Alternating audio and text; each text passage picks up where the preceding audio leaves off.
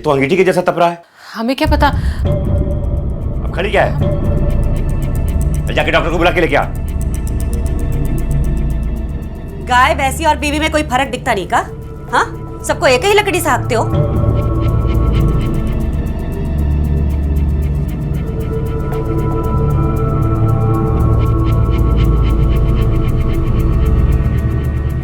क्या जरूरत थी मियाँ बीबी के झगड़े में छलांग लगाने की? तो गलत होता हुआ देखकर सूरदास बन जाए, है ना? अरे अगर वो मियाँ बीबी है तो हम का बगल वाली रमैया चाची की फुलवा मौसी है, सगी भाभी है। और अगर अपने देवर को टोक दिया तो क्या हुआ? अच्छे देवर ही लगता है बस।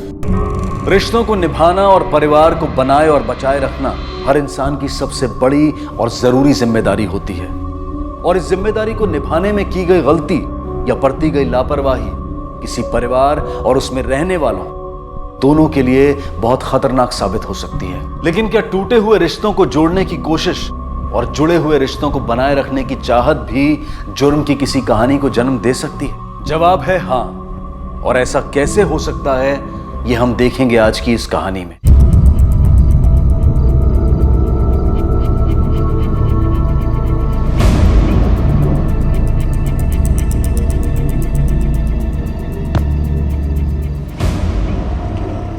बाकी उधर मत जा, बाकी वहाँ मत जा, वहाँ भूत है।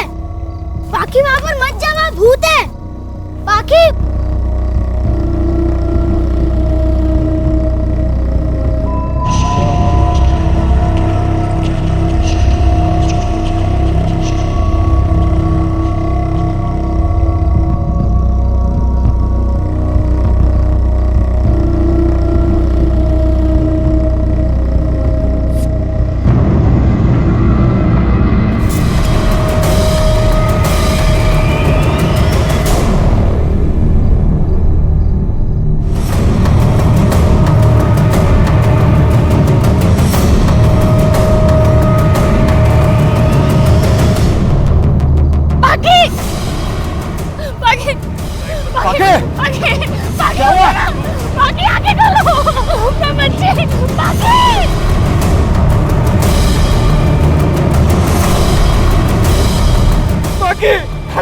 अरे कुछ हो नहीं रहा है। अरे उठा उसको, गाड़ी में लेके चल।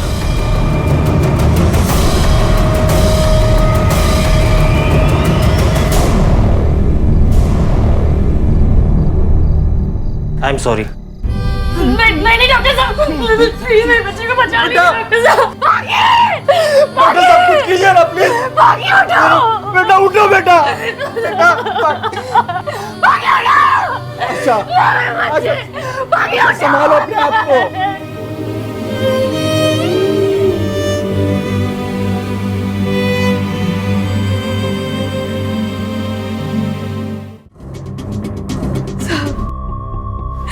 बचपन से वो वैसे भी बहुत दुख झेल रही थी।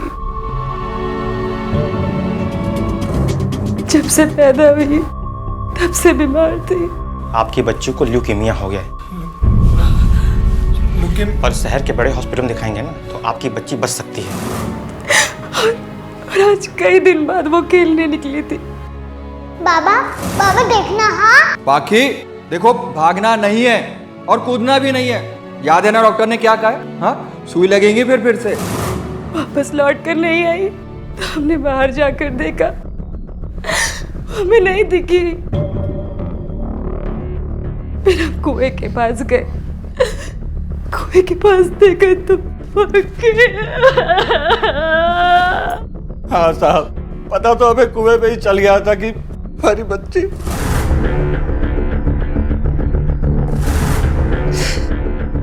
पूरी ठंडी पड़ गई थी साहब। पता नहीं कैसे गिरी, क्या हुआ कुछ पता नहीं है साहब। बाकी उससे गिरने का तो कोई सवाल ही पैदा नहीं होता। ये जरूर कोई हरकत हो गया उसके साथ। तो आपका कहना यह है कि किसी ने जबरदस्ती उसे धक्का दिया कुएं में? बिल्कुल मैडम जी, हमारे घर में छोटे छोटे बाल बच्चे, इसलिए हम कुआं को ढकवा दिए थे। ये नन्ही सी बच्ची उसको खोल नहीं सकती तो गिरने का तो सवाल ही नहीं आता। लेकिन फिर इतनी छोटी बच्चे के साथ ये सब कौन करेगा?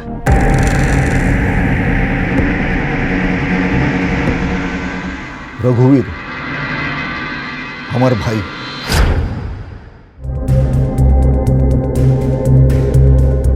मैडम, हमारी शादी थोड़ा देर से हुई थी। मेरा बेटा और पाकी लगभग दोनों एक ही उम्र के थे। ऐसे में हम पाकी को मारना, कुछ भी पूछने से पहले आपको सोचना चाहिए मैडम। मैम, सालों से ज़मीनों को लेकर झगड़ा चल रहा है इन दोनों भाइयों के बीच में। एक दूसरे के खिलाफ कई सिविल केस भी फाइल करके रखे इन दोनों ने। लेकिन ये इन सब के बीच में जैनिश की बेटी कहाँ से आ गई? ये जैनिश गिरधर का बेटा है क्या? नहीं मैम, गिरधर का बेटा तो लंदन पढ़ता है। जैनिश गिरधर के दूर के रिश्ते का चचेरा भाई है और गिरधर के ज़्यादा करीब भी। गिरधर ने अपने खेतों का कुछ हिस्सा जैनिश को भी दिया है। मैम, आशा ने अपने बयान में बताया था कि बच्ची के साथ रघुवीर का बेटा कप्पू खेल रहा था। हो सकता है उसे कुछ पता हो। बेटा आप मुझे बताओ, और कोई था वहां पर? आपने देखा किसी को? पाकी वहाँ पर मत जा, वहाँ भूत है। वो भूत था वहाँ। मैंने पाकी को कहा था वहाँ मत जा, लेकिन उसने मेरी बात नहीं मानी। तो तुम्हारा कहना है कि उस कुएं में भूत रहता है? पता नहीं कुछ दिनों से इसे क्या हो गया है, बहुत डरने लगा है ये। इसे ऐसा लगता है कि कुएं के पास भूत है।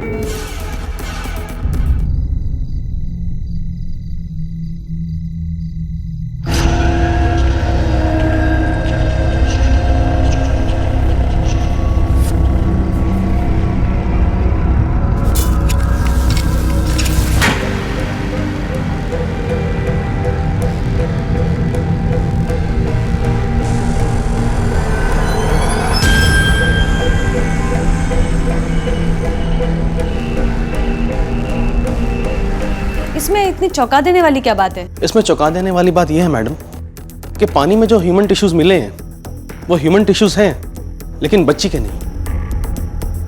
नहीं समझा नहीं, आप क्या कहना चाहते हैं? देखिए, मुझे ऐसा लगता है कि जिस कुएं में डूबने से बच्ची की मौत हुई थी उसमें पहले से ही वो ह्यूमन टिश्यूज मौजूद थे जो पानी के साथ उसके लंग्स और स्टमक में चले।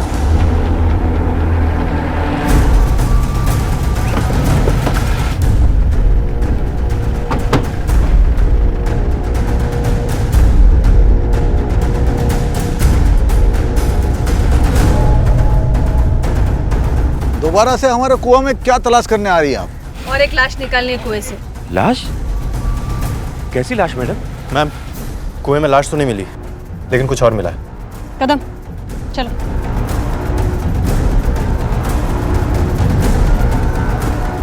ये तो सिर्फ पत्थर है।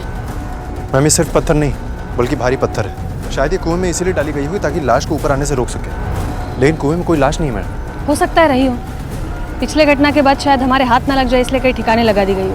यादव एक काम करो, ये कुएं के पानी का सैंपल लैब भेजो।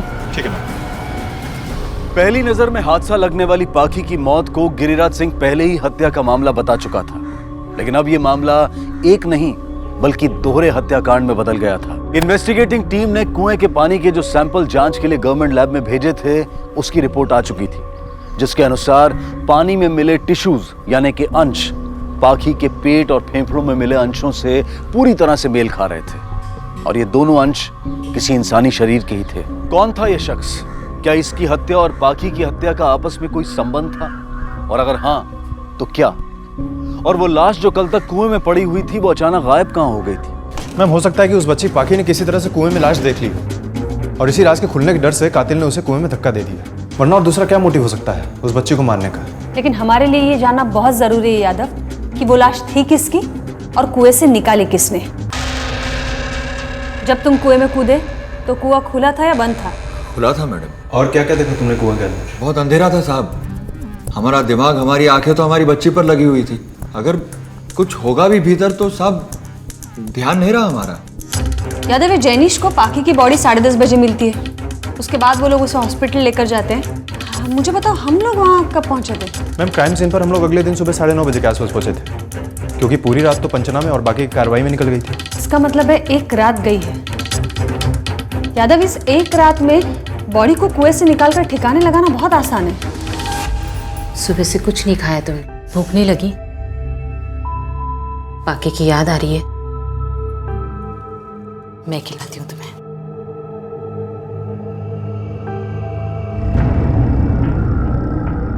ठीक है, नहीं खाना, मैं तुम्हारे लिए दूध लेकर आती हूँ।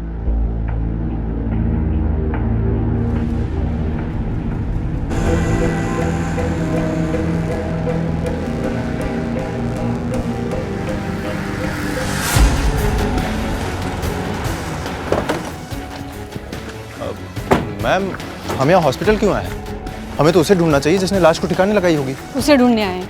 यादव, ये नर्सेस, स्टाफ, वार्ड बॉय सबसे पता करो बच्चे के साथ यहाँ पे कौन आया था, कितने देर तक रुका था, क्योंकि जो यहाँ पे नहीं आया था वो लाश ठिकाने लगा रहा था। यादव, ये जैनिश की पत्नी, गिरधर और गिरधर की पत्नी, ये चारों लोग लेकर आए थे बच्ची को, लेकिन किसी का टाइमलाइन क्लियर नहीं है। पूरी रात अंदर बाहर कर रहे थे। मैम काफ़ी भागदौड़ भी तो थी, हमारी कार्यवाही, हॉस्पिटल की फॉर्मेलिटीज़, अंतिम संस्कार की तैयारी, रिश्तेदारों को खबर करना, किसी पर क्लियर शक नहीं कर सकते सिवाय रघुवीर, उसकी पत्नी और उस घर का नौकर जो पूरी रात घर पर थे। हमारी एक ही बिटिया है, हम वो बिटिया की कसम खा के कहते हैं मैडम कि हम निर्दोष हैं। चलो किसने डाला ये तो पता नहीं है, लेकिन कुएं से लाश निकाली किसने ये तो पता होगा ना। पहले तो आपकी इस लाश का किस्सा ही हमें समझ में नहीं आ रहा है। हम इतने लोग इस घर में रहते हैं, अगर ऐसा कुछ हुआ होता तो किसी न किसी को पता तो चलता ना। देखिए मैडम जी, जब से हम वो कुआं बंद करवाए हैं ना, तब से उसको खोले नहीं है। जिस किसी ने उसको खोला है ना, उसी ने यह कत्ल किया है। सालों से टोटी लगी हुई है हमारे घर में, हम सारा पानी वहीं से भरते हैं। कुएं की तरफ जाते हुए हमें बरसों हो गए हैं। ये एक अजीबोगरीब मामला था, जहां एक बच्ची की मौत हुई थी, जिसके बारे में उसके परिवार वालों का कहना था कि ये कोई हादसा नहीं बल्कि हत्या है, लेकिन इस हत्या का कोई सबूत नहीं था। दूसरी तरफ एक इंसान की हत्या का पक्का सबूत सामने था, लेकिन उस इंसान की पहचान और लाश दोनों गायब थी। पानी में जो ह्यूमन टिश्यूज मिले हैं वो ह्यूमन टिश्यूज हैं, लेकिन बच्ची के नहीं। मुझे ऐसा लगता है कि जिस कुएं में डूबने से बच्ची की मौत हुई थी उसमें पहले से ही वो ह्यूमन टिश्यूज मौजूद थे जो पानी के साथ उसके लंग्स और स्टमक में चले गए। इन्वेस्टिगेटिंग टीम के सामने सवाल कई थे, लेकिन जवाब एक का भी नहीं। अपनी तमाम कोशिशों और कई दिनों का वक्त गुजरने के बाद भी वो वहीं खड़े थे जहां से उन्होंने चलना शुरू किया था। और क्या ये सिर्फ कप्पू का वहम था, या वो कोई ऐसा राज जानता था जिसे वो चाहकर भी बयां नहीं कर पा रहा था?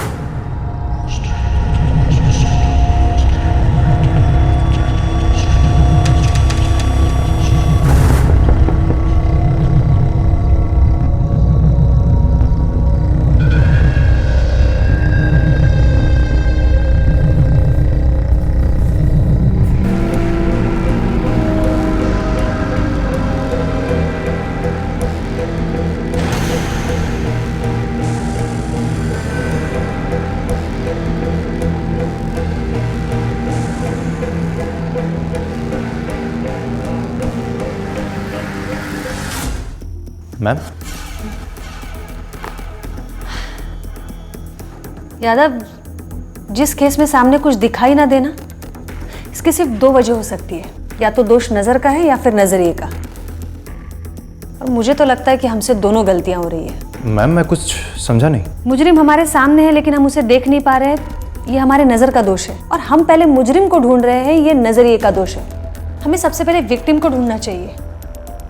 मैम इतना तो तय है कि मारने वाला उसी घर का कोई मेंबर है, लेकिन अगर मरने वाला उसी गांव का होता तो अब तक हमारे पास मिसिंग कंप्लेंट आ जाती, जो कि अभी तक आई नहीं। इसका मतलब कि मरने वाला गांव के बाहर का है। नहीं यादव, मुझे तो इस चीज के चांसेस भी कम लग रहे हैं, क्योंकि अगर मरने वाला बाहर का होता तो वो लोग बाहर मारकर उसे घर पर नहीं लाते।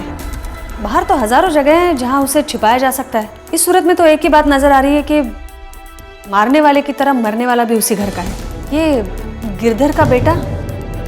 मैम वो तो लंदन में पढ़ता है। तुम्हें कैसे पता?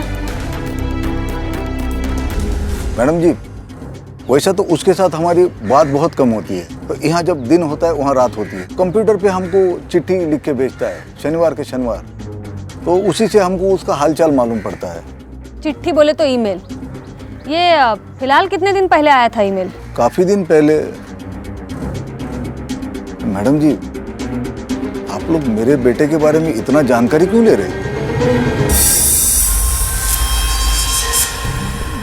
मैम तुषार को लेकर हमने मैसेज जो इंक्वायरी की थी उसका जवाब आ गया है। पिछले महीने की 15 तारीख को तुषार इंडिया आया था। क्या? Yes ma'am. ये क्या कह रही है मैडम आप? मैडम आपको जिसने भी खबर दी है गलत दी है। इस साल भर से हमारा बेटा यहाँ पर आया नहीं। जी मैडम, ये सही कह रहे हैं। और ऐसा कैसे हो सकता है कि तुषार लौट कर आए और हमें पता भी ना चले? आपको जरूर कोई गलतफहमी हुई है। आप तुषार से बात करा दीजिए ना इनकी, तभी मानेंगे ये लोग।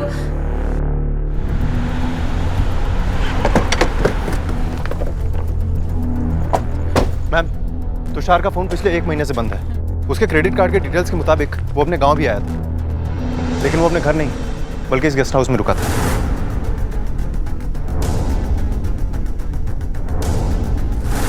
चलो पूछते हैं। हाँ मैडम, इस्लाम का एक लड़का यहाँ रुका था जरूर, लेकिन 1 दिन के लिए ही रुका था। Thank you. ओके। यादव, ये तुषार सिर्फ 1 रात के लिए इंडिया आया था और वो भी अपने घर पर नहीं, यहाँ गेस्ट हाउस पे रुका था और घर वालों को इन्फॉर्म तक नहीं किया उसने। क्यों? मैम, हो सकता है कि तुषार को घर के ही किसी सदस्य से खतरा हो। खतरा तो दुश्मनों से होता है ना मैडम जी। तुषार भैया का उस घर में कौन दुश्मन हो सकता है? उल्टे वो तो अटूट कड़ी थी उन दोनों भाइयों के बीच में, जिससे चाहकर भी कभी वो 2 भाई अलग नहीं हो सकते थे। मतलब? बरसों पुरानी बात है मैडम, जब दोनों भैया जी का ब्याह नहीं हुआ था, तब आज जो बड़े भैया जी की पत्नी है ना, उन्हें छोटे भैया जी बहुत चाहते थे। तो आप ये कहना चाहते हैं कि गिरधर सिंह जी की बीवी और रघुवीर सिंह जी, इनके बीच संबंध थे? जी मैडम जी, और उन्हीं से वो पेट से भी थी। रघुवीर के मना करने के बाद जब हम अपनी जान देने जा रहे थे, तब इन्होंने हमारा हाथ थाम लिया, हमारी कोख में पल रहे तुषार को अपना नाम दिया, उसे इतना प्यार दिया जैसे कि वो उनका खुद का बेटा हो। लेकिन ये बात तो सच है ना कि वो आपका खून नहीं है। अभी तक तो महानता का चोला ओढ़े थे आप, आखिर में थक ही गए। हाँ, थक गए हम। आखिर में हर इंसान थक जाता है मैडम, लेकिन तब वो सहारे के लिए अपने बेटे के कंधे पर हाथ रखता है, उसकी गर्दन पर नहीं। हमारी एक गलती ने मैडम उसे पैदा होने से पहले ही दूर कर दिया हमसे। फिर भी खून तो हमारा ही था ना, और वो सब जानता था मैडम। उसके बावजूद भी हमें उतना ही मान देता था जितना बड़े भैया को देता था। तो अब बताइए हम कैसे मारे?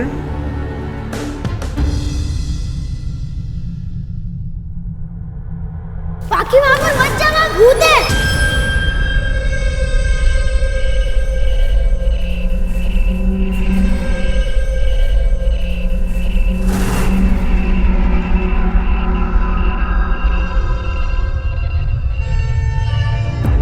यादव, ये तुषार इंडिया आया, लेकिन ना तो वो अपने घर गया और ना ही उसने किसी को कांटेक्ट करने की कोशिश की। लेकिन फिर भी हर एक घर वाला ये जताने के लिए तैयार है कि वो तुषार से कितना प्यार करता है। अब मुझे कोई शक नहीं है कि वो बॉडी तुषार की ही है। लेकिन मैम, सवाल अब भी यही उठता है कि जिस वक्त पाकी को लेकर इतनी भागदौड़ चल रही थी, आस पड़ोस के लोग भी अलर्ट थे, उस वक्त कैसे कुएं से बॉडी को निकालकर कहीं ले जाया गया होगा? तुम्हारे सवाल में ही जवाब छुपा है यादव, क्योंकि जिस किसी ने भी ये सब कुछ किया है, उसके पास बॉडी निकालकर ठिकाने लगाने का ना तो वक्त था ना ही मौका। इसका मतलब है बॉडी वहीं कहीं है।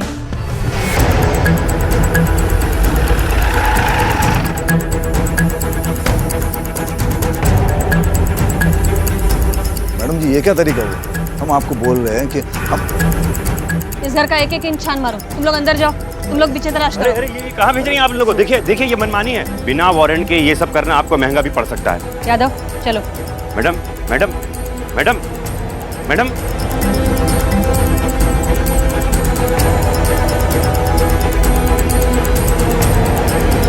मैडम, जब हम लोगों ने कुछ किया ही नहीं है तो फिर आप तलाशी की बात क्यों कर रही हैं? मैडम सुनिए तो। मैडम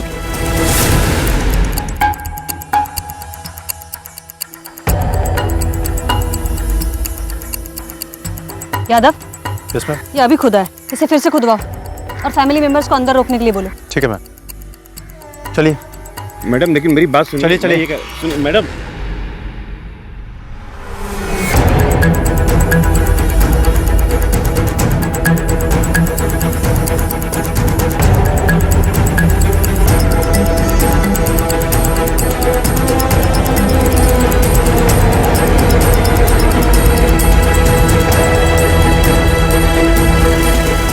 डीएनए टेस्ट रिपोर्ट आ जाने के बाद अब तो कोई डाउट बचा नहीं है कि वो बॉडी तुषार की थी, और जो ह्यूमन टिश्यूज बच्ची के लंग्स में और स्टमक में मिले हैं वो भी तुषार की ही बॉडी के थे। डॉक्टर, ये उसकी मौत की वजह और वक्त, इसके बारे में आप कुछ बता सकते हैं? देखिए, उसके सर पर बड़ी गहरी चोट लगी थी, इसलिए डेथ तो इमीडिएटली हो गई होगी, और जो उस बॉडी का हाल है उससे ये बात तो एविडेंट है कि वो बॉडी कम से कम 1 महीने तक तो कुएं में थी।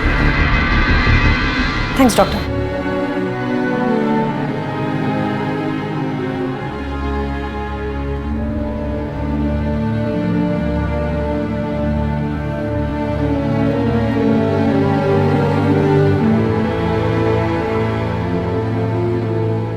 उसने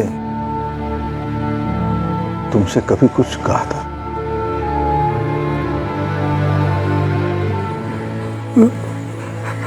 उसने किसी का क्या बिगाड़ा था जो उसको ऐसे?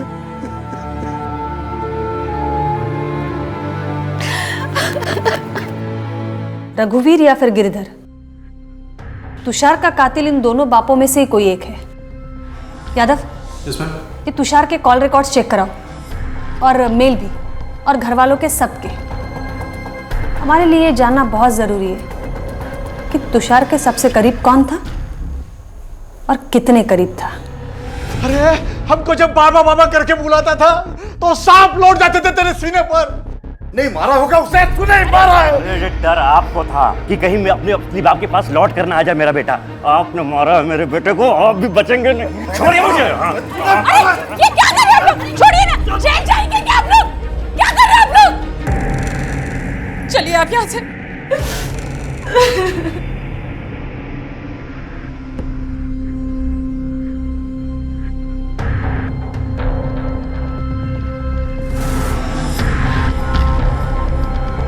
बाकी वहाँ मत जा, वहाँ भूत है।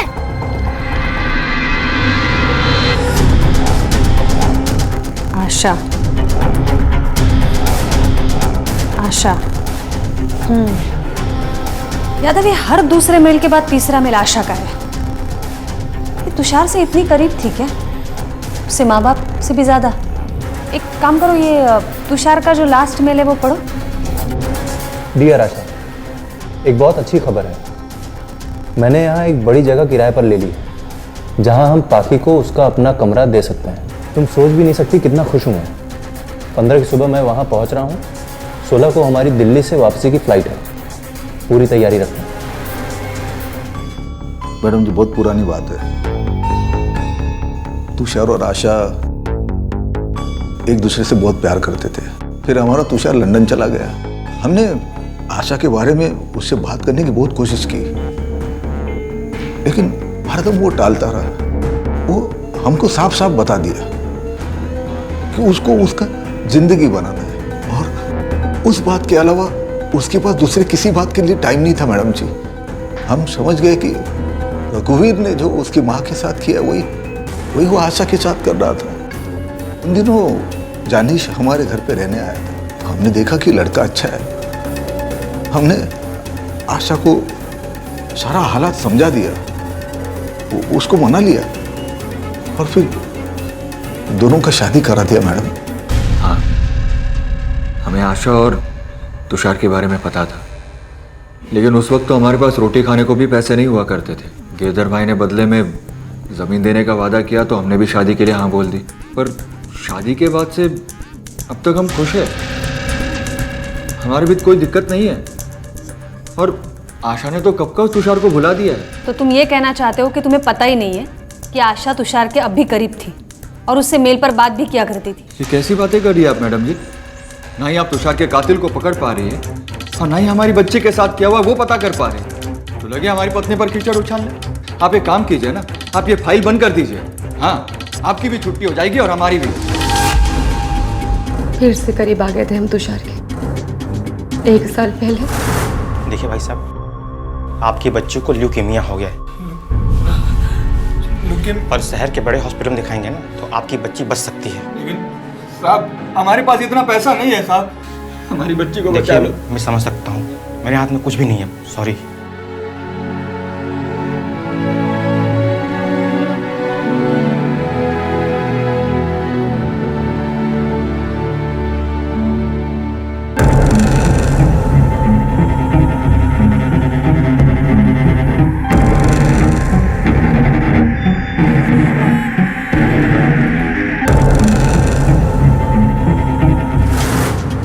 लेकिन इस बार तुषार सिर्फ हमारा दोस्त था, सिर्फ एक दोस्त और कुछ नहीं। उसके मेल पढ़कर तो ऐसा लग रहा है मैडम कि आपका प्यार फिर से जाग उठा।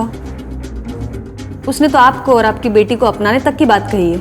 ऐसा वो सोचता था, हम बिल्कुल नहीं सोचते थे। अच्छा, के बावजूद भी तो आप उससे बात करती रही हैं। उसने तो ये भी लिखा है कि वो आपको और पाकी को लेने आने वाला है, और आपने भी हामी भरी है उस पर। मैडम, दिल पर पत्थर रख के हामी भरी थी मैंने। मुझे लगा तुषार पाकी को विदेश ले जाएगा, तो उसका इलाज करवाएगा तो पाकी बच जाएगी, पर इसके अलावा मेरे मन में कुछ भी नहीं था। मैं सच कह रही हूँ मैडम। उसने कहा कि वो आएगा और वो आ गया।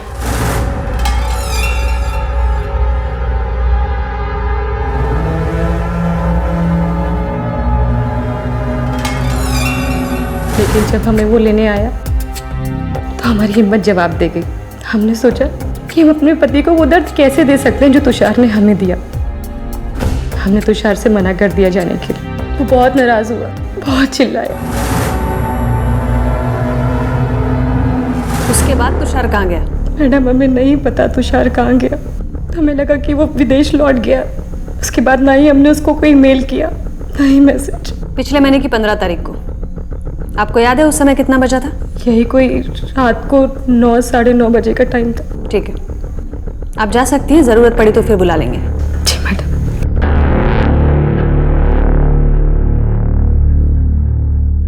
यादव, अगर ये आशा सच बोल रही है तो इसका मतलब है 15 तारीख को 9:30 बजे तक तुषार हवेली में था। Yes ma'am. अब हमें ये पता लगाना है कि ये जैनिश को तुषार और आशा के बारे में क्या क्या पता है, और अगर जैनिश को इनके बारे में सब कुछ पता है तो जैनिश के पास तो स्ट्रॉन्ग मोटिव है कत्ल करने का।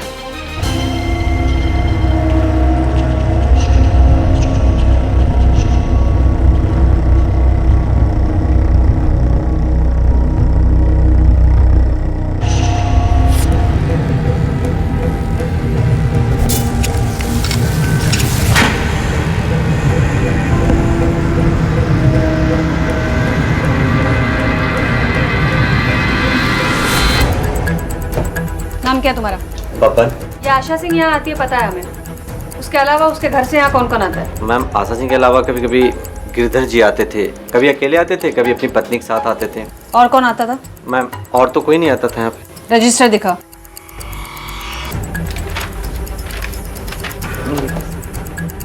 मैम, ये देखिए, पिछले महीने की 7 तारीख को शाम को 6:30 बजे आशा सिंह, पीसी नंबर 4, और उसी शाम को 7:30 बजे जैनिश सिंह, वो भी पीसी नंबर 4। इसका मतलब है जैनिश को आशा और तुषार के बातचीत के बारे में सब कुछ पता चलता था, लेकिन कैसे? आशा ने अपना मेल पासवर्ड तो कभी उसको दिया नहीं होगा। कैसे पता चलता था? सर, मेरी कोई गलती नहीं सर। मैडम, मैं सब कुछ सच सच बताता हूँ। आशा के जाने के बाद उनका पति जैनिश यहाँ कभी कभी आया करते थे, और वो वही पीसी यूज करते थे जो आशा यूज करती थी, और इसके लिए वो मुझे 500 रुपये दे दिया करते थे। तो मैंने सोचता था कि 500 रुपये देने के बाद, और उनका पति है तो मैंने उनको पासवर्ड बता दिया। तो हाँ, ये सच है, हमें पता चल गया था। आग लग गई थी हमारे बदन में जब हमें यह पता चला कि हमारी बीवी पिछले 1 साल से हमें धोखा दे रही है।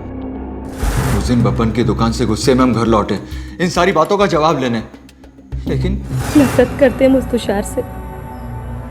हम उसे दोस्त समझकर बात करते थे, और वो फिर भी हम उससे बात कर रहे हैं। तुम्हारे पापा को धोखा दे रहे हैं सिर्फ तुम्हारे खातिर। आशा को उम्मीद थी कि पाकी के इलाज के लिए तुषार उसे पैसे देगा, इसीलिए उससे नफरत करने के बावजूद भी उससे बात करती रही। और जब तुषार यहाँ आशा और पाकी को लेने आया 15 तारीख को लंदन से, तो उसको तुमने मार डाला और उसकी लाश को कुएं में फेंक दिया। क्या? ये आप क्या बोल रही है मैडम? हमें तो इस बारे में कुछ पता ही नहीं है।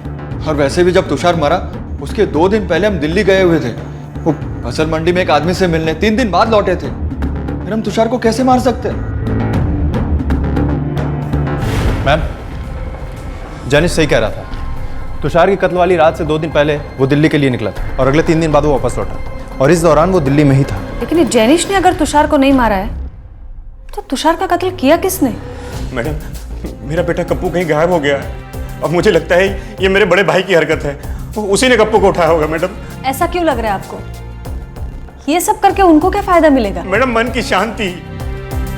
उसको लगता है कि मैंने तुषार को मारा है, इसलिए उसने मेरे बेटे कप्पू को उठा लिया है। सीधी सी बात है मैडम। मैडम आप चलिए, ऐसा ना हो उससे पहले कहीं कुछ मेरे बेटे के साथ कुछ उल्टा सीधा। देखिए, ऐसा कुछ नहीं होगा। Yadav, yes ma'am. चलो।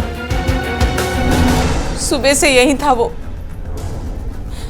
पाखी के मरने के बाद वैसे भी वो कमरे से बाहर नहीं निकलता था। खेलना तो जैसे भूल ही गया था वो। किसी से भी बात नहीं करता था वो। कप्पू का रूम दिखाइए। हाँ, ये आपके बेटे ने बनाई है? हाँ, उसे ड्राइंग का बड़ा शौक है, उसी ने बनाई है। मैम, ये लॉलीपॉप्स। और लॉलीपॉप्स का भी बहुत शौक है? नहीं नहीं, इतनी सारी लॉलीपॉप ना मैंने दिलवाई है और ना ही उसके बाबा ने। उसे ये पसंद है, लेकिन कभी कभार ही हम लोग देते थे। ये यहाँ कैसे आई इतनी सारी? यहाँ और भी है।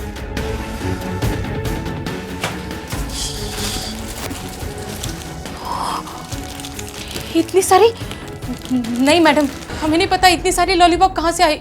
ये माँ बाप ने नहीं दिलवाई तो इतनी सारी लॉलीपॉप उसको दिलवाई किसने? यादव, ये आसपास की दुकानों में पता करो, ये ब्रांड की सबसे ज्यादा लॉलीपॉप खरीदी किसने? ठीक है मैम।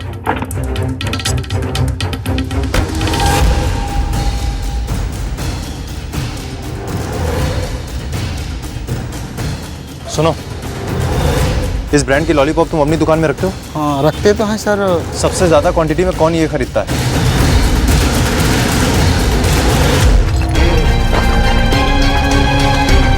बंद करो ये तमाशा अभी। तुम्हें क्या लगा ये सब करके बच जाओगी? पकड़ो इसे। कुएं वाली भूत, कुएं वाली भूत, कुएं वाली भूत, कुएं वाली भूत। बरोबर बेटा। कुएं वाली भूत। तो आप है वो कुएं वाला भूत? क्यों उठाया था कप्पू को आपने?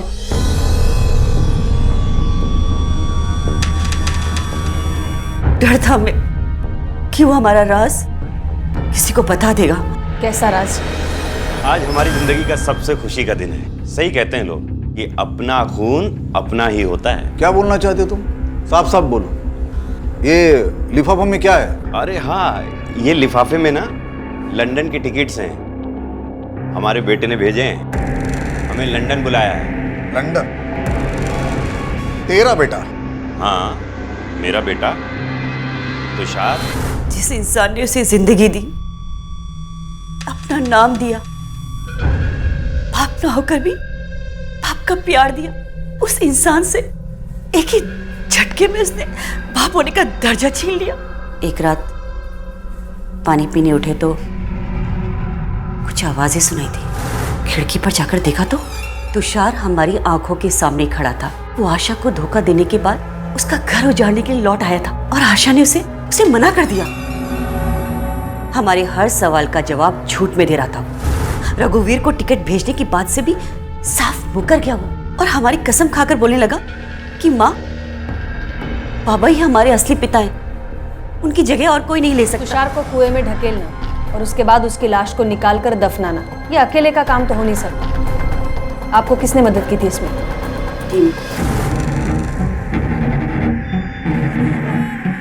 तुषार के बारे में तो आपने बता दिया, अब बताइए पाखी को क्यों मारा? हमने पाखी को नहीं मारा। झूठ मत बोलिए। भला हम झूठ क्यों बोलेंगे? जब हम एक खून कबूल कर सकते हैं तो हम और खून भी तो कबूल कर सकते हैं ना। सबकी सजा बराबर ही है ना। मैडम, मुझे नहीं पता था कि मेरी छोटी सी गलती की वजह से भाभी इतना बड़ा कदम उठा लेंगी। असल में मैंने खाली भैया को जलाने के लिए एयर टिकट वाली बात की थी। हमें तुषार ने कोई एयर टिकट नहीं भेजे थे। पापा, हमारी बॉल कुएं के पास चली गई, ला दो ना, हमें डर लगता है। अरे बेटा, अब डरने की क्या बात है? अब तो कुएं वाले भूत को पुलिस आंटी ने पकड़ लिया है ना। लेकिन दूसरा भूत तो वहाँ होगा ना? दूसरा भूत? बेटा, कोई भूत ऊत नहीं होता है। ये दूसरा भूत कौन है? जिसने तुम्हें उठाकर लेके गया था या लॉलीपॉप दिया था, वैसा ही है ये? नहीं, ये भूत तो आदमी भूत था। आदमी भूत? और ये कब देखा था तुमने? उस दिन जब मैं और पाखी बाहर खेल रहे थे तब। ये सब उसी इंसान ने किया होगा जिससे बाकी के जिंदगी से कुछ नुकसान होता होगा। आपको किसी पे कोई शक है? शक के बिना पर सोचने जाऊं तो लगता है सही सोच रही हूँ। बस साबित करना जरूरी है।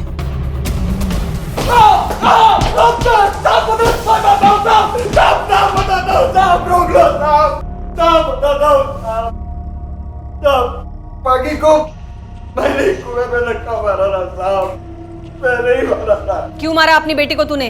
मैं आशा को रोते रोते पाकी से बात करते हुए सुना था साहब। बहुत तकलीफ हुई हमें, उसकी मजबूरी, उसका दुख, उसकी छटपटाहट ने हमें अंदर तक हिला दिया था साहब। पाकी के खातिर ही ये सब झेल रही थी, और वो पाकी तो आज नहीं तो कल मरने ही वाली थी साहब। बहुत बीमार थी, इसलिए मैंने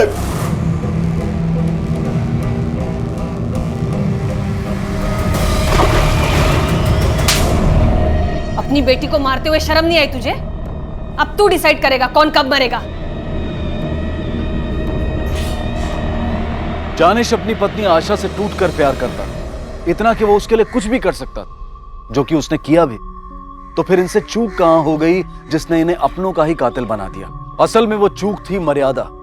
हर रिश्ते की एक मर्यादा होती है, और इन सभी ने कहीं ना कहीं उस मर्यादा की सीमा को लांघा। अगर रघुवीर ने अपने और तुषार के आज के रिश्ते की मर्यादा को तोड़ने की कोशिशें ना की होती, तो तुषार की मां के मन में तुषार और गिरिराज के रिश्ते को लेकर डर न जागता। और अगर खुद तुषार ने अपनी मर्यादा का ख्याल रखा होता, तो वो परिस्थितियां ही पैदा ना होती जिसमें उसे अपनी जान गंवानी पड़ी, और वो भी अपनी मां के हाथों। नमस्कार, आदाब। क्राइम पेट्रोल डायल 100 में आप सबका स्वागत है। शादी एक ऐसा रिश्ता है जो जन्म से नहीं बल्कि तकदीर के साथ जुड़ता है, और हर रिश्ते से अलग होता है। समय के साथ साथ ये रिश्ता गहराता भी है। फिर चाहे शादी कितनी भी नई या पुरानी क्यों ना हो, उसे बरकरार रखने के लिए कई चुनौतियों का सामना करना पड़ता है। और जब कोई इन चुनौतियों से पीछे हटता है, तो कभी कभी अपराध की ऐसी चिंगारी फूटती है कि पूरा का पूरा परिवार झुलस जाता है। क्या सिर्फ प्यार काफी होता है एक शादी को सफल बनाने के लिए?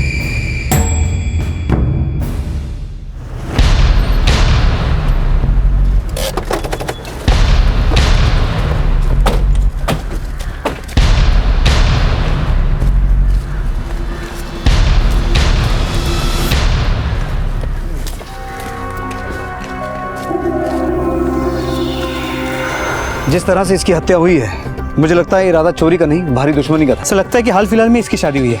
आसपास से आइडेंटिफिकेशन के लिए कोई एविडेंस मिला? सर अब तक तो कुछ नहीं। बॉडी को पोस्टमार्टम के लिए भिजवाओ, और हाल ही में दर्ज सारी मिसिंग कंप्लेंट्स चेक करो। सर विक्टिम की पोस्टमार्टम रिपोर्ट, उम्र 23 से 24 साल। मारने से पहले इसके साथ अननेचुरल सेक्स किया गया था, जिसके बाद इसका गला घोट के उसे मार दिया गया। और सर मरने के बाद उसके बॉडी पर मल्टीपल स्टैबिंग की गई है। आकाश, बॉडी अभी भी अनआइडेंटिफाइड है। एक काम करो, हर पुलिस स्टेशन को अलर्ट करो। ये लड़की जो भी है, इसके घर वालों ने मिसिंग कंप्लेंट तो दर्ज की होगी। साहब से बात करने, लड़की अभी तक आई नहीं है। मैं बोल दूँ। सर बाहर एक औरत आई बेटी की मिसिंग कंप्लेंट लेकर। भेजो अंदर। जी सर। सर मेरी बेटी घर से निकली थी, अब तक नहीं आई। रोज 11 बजे तक आ जाती है वापस। इस फोटो।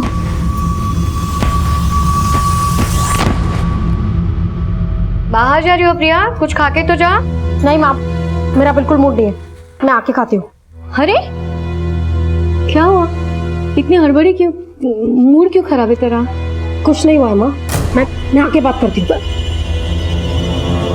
सुमन जी, थोड़ी देर इंतजार कीजिए, आपकी बेटी आ जाएगी। सर जब वो निकली तब थोड़ी टेंशन में थी, हड़बड़ी में निकली। उसके साथ अगर कुछ हो जाता है तो? मतलब आप इतनी श्योर कैसे हैं कि उसके साथ कुछ हो ही जाएगा? आपको कुछ डाउट है, किसी पे कुछ शक है? नहीं मतलब इतनी देर तक वो घर से बाहर नहीं रहती है ना कभी, और उसका फोन भी स्विच ऑफ आ रहा है। देखिए सुमन जी, आपकी बेटी बड़ी हो चुकी है, अपनी मर्जी से कहीं भी आ जा सकती है। और अभी मुश्किल से 4 घंटे भी नहीं हुए हैं, कम से कम 24 घंटे तो इंतजार कीजिए। उससे पहले तो हम भी केस नहीं ले सकते। सर जो बॉडी हमें मिली थी पास के पुलिस स्टेशन में दर्ज मिसिंग कंप्लेंट से मैच हुई है। इमीडिएटली फैमिली को बुला के बॉडी की शिनाख्त करवाओ। जी सर।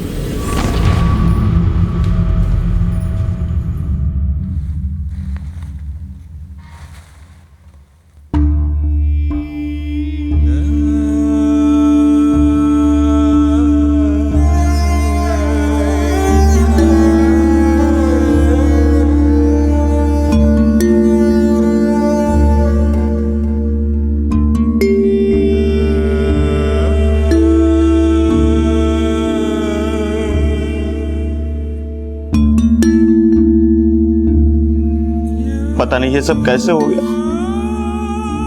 अभी शादी को 2 हफ्ते ही हुए थे उसकी।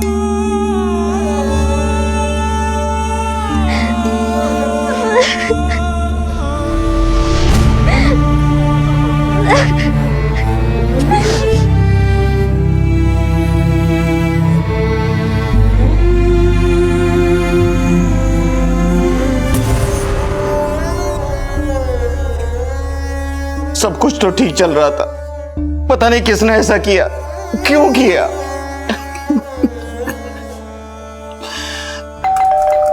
सुमन, सुमन, सुमन दरवाजा खोलो। सुमन,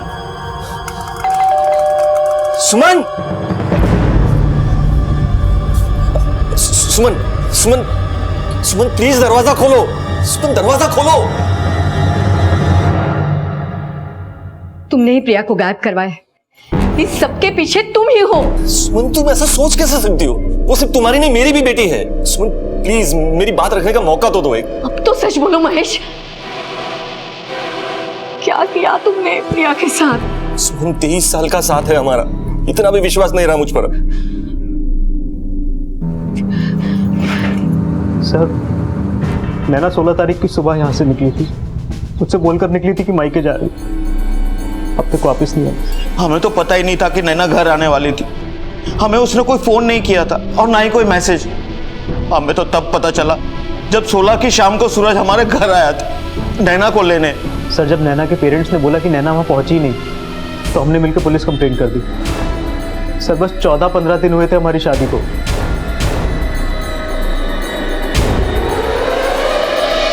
पता नहीं सर ये सब कैसे हो गया, किसने किया। और मेरी नैना तो। सर, नैना के कॉल रिकॉर्ड्स और उसके फोन लोकेशन रिकॉर्ड। सर, इसमें एक बात सरप्राइजिंग है। नैना के फोन लोकेशन रिकॉर्ड के हिसाब से, और जैसा सूरज ने भी हमसे कहा था, नैना सूरज के घर से दोपहर 11 बजे निकली और करीब 12-12:15 बजे अपने माँ बाप के घर पे पहुंची। उसके बाद 3 बजे तक उसकी फोन की लोकेशन उसकी मायके की ही थी। जब उसका फोन स्विच ऑफ हुआ 3 बजे, तब भी फोन मायके में ही था। सर, इसका मतलब उसके फोन स्विच ऑफ होने से 3-4 घंटे पहले तक वो अपने माँ बाप के साथ ही थी। मतलब निरंजन शर्मा और मोहिनी शर्मा दोनों झूठ बोल रहे हैं कि उनकी बेटी उनके घर आई नहीं। ये दोनों जरूर कुछ छुपा रहे हैं। सर, मुझे भी यही डाउट है। सर, वो औरत सुमन अवस्थी अपनी बेटी के गुमशुदा होने की कंप्लेंट लेके वापस आई।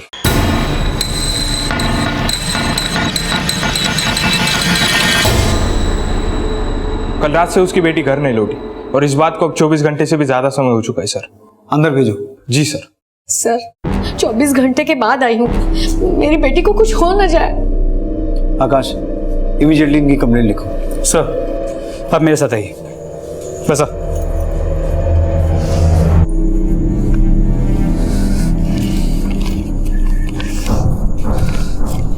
हाँ, नाव क्या है?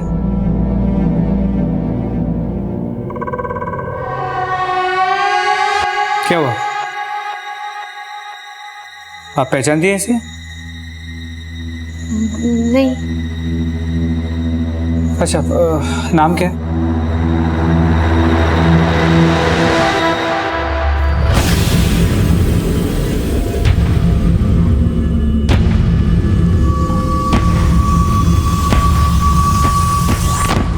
पच्चीस वर्षीय नैना राजवंश की लाश पुलिस को बहुत ही बुरी हालत में मिलती है। उसके परिवार वालों की तलाश चल ही रही थी कि एक महिला सुमन अपनी बेटी की गुमशुदगी की रिपोर्ट लिखवाने पहुंचती है। नैना के घर वालों का पता चला और साथ ही ये भी पता चला कि नैना की शादी कुछ ही दिनों पहले हुई थी और वो पिछले 1 हफ्ते से यानी कि 16 अप्रैल से लापता थी। प्रिया भी अब तक घर नहीं लौटी थी और पुलिस ने प्रिया की मिसिंग कंप्लेंट दर्ज की। नैना की लाश पुलिस को मिल चुकी थी, लेकिन प्रिया अब भी लापता थी और अब तक जितने भी चेहरे पुलिस के सामने आए थे, उन सब के बयान से ऐसा लग रहा था कि जैसे वो सब कुछ ना कुछ छिपा रहे हैं। लेकिन ऐसा करने के पीछे उनका मकसद क्या हो सकता था? क्या प्रिया और नैना के केसेस के बीच में कोई कनेक्शन था? क्या पुलिस अब भी किसी बड़े राज से अनजान थी?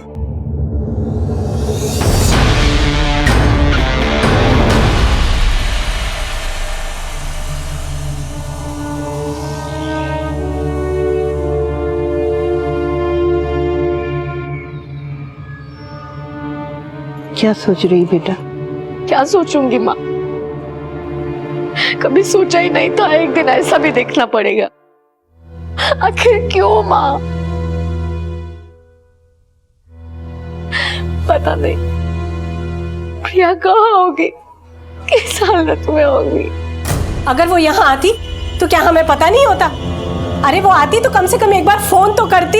अरे वो यहाँ पहुंची ही नहीं। अरे तो फिर कहाँ गई थी वो? सुबह सुबह कहकर निकली थी कि आप लोगों के यहाँ आ रही है, पर हमें तो उसकी लाश ही मिली ना। क्या वो इतने गिर चुके हैं माँ कि उन्होंने उस औरत को तो मार डाला ही, साथ में अपने बेटे को भी। कुछ भी हो जाए, मुझे महेश पर पूरा भरोसा है। वो ऐसा कुछ नहीं कर सकता। वो मेरा खून है, मेरा बेटा है। बेटा देखना, हमारी प्रिया जल्दी वापस आ जाएगी और फिर तुम्हारे और महेश के बीच में सब ठीक हो जाएगा। तुम दोनों के बीच में सब ठीक तो था ना? सब ठीक था माँ, और 2 हफ्ते भी नहीं हुए थे हमारी शादी को, किस बात पे झगड़ा हो सकता है? काश हम दोनों के बीच सब कुछ ठीक होना मुमकिन होता। मुझे नहीं लगता हम दोनों के बीच में कुछ भी ठीक होगा माँ। मुझे बस प्रिया से मतलब है, प्रिया की चिंता है मुझे। कभी कभी तो समझ में ही नहीं आता, 23 साल से जिस आदमी को मैं जानती थी, क्या वो सच था? क्या उसका जो नया चेहरा सामने आया है वो सच? अगर तुझे लगता है कि जिस महेश को तू जानने लगी है वो सच है, तो फिर तूने पुलिस वालों के सामने क्यों नहीं कुछ बोला? इसलिए ना कि कहीं ना कहीं तुझे भी अंदर से वही लगता है जो मुझे लगता है। मुझे तो ये लगता है माँ,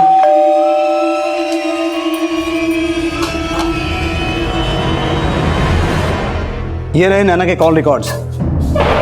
इनके हिसाब से दोपहर 12 बजे नैना आपके घर आई और उसके बाद उसका मोबाइल फोन 3 बजे आपके घर पर ही स्विच ऑफ हुआ। अब उसका मोबाइल खुद चल के तो नहीं आया होगा ना? सर अगर हमने कुछ किया होता तो हमें मिसिंग कंप्लेंट क्यों करते? बेटी थी नैना हमारी। नैना और उसके परिवार के बारे में मैं ज़्यादा कुछ तो नहीं जानता था। एक तो हमारी अरेंज मैरिज हुई थी और ऊपर से 2-3 हफ्तों का ही साथ था सर हमारा। पर हाँ सर, शादी के बाद मुझे ये ज़रूर लगा था कि नैना और उसके परिवार के बीच कुछ तो है जो ठीक नहीं है। नैना ने मुझे कभी इस बारे में कुछ नहीं बताया, पर सर मैं सच मुझे नहीं लगता था कि उनके बीच का मनमुटाव नैना की मौत का कारण बन सकता है सर। सूरज की बातों से तो यही लगता है कि नैना का अपने माँ बाप के साथ रिश्ता ठीक नहीं था, और नैना की फ़ोन लोकेशन के हिसाब से उसके माँ बाप झूठ बोल रहे हैं। उसकी आखिरी लोकेशन अपने मायके में थी, वहीं चलकर तलाशी लेते हैं, कुछ ना कुछ जरूर हाथ लगेगा।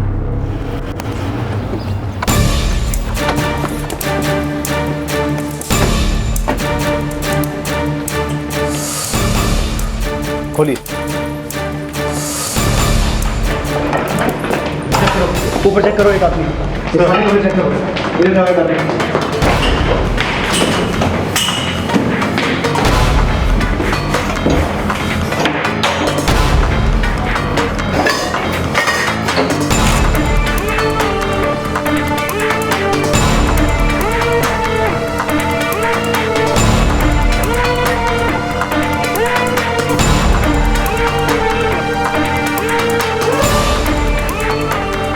आगे तक अच्छे से देखना। ठीक है सर।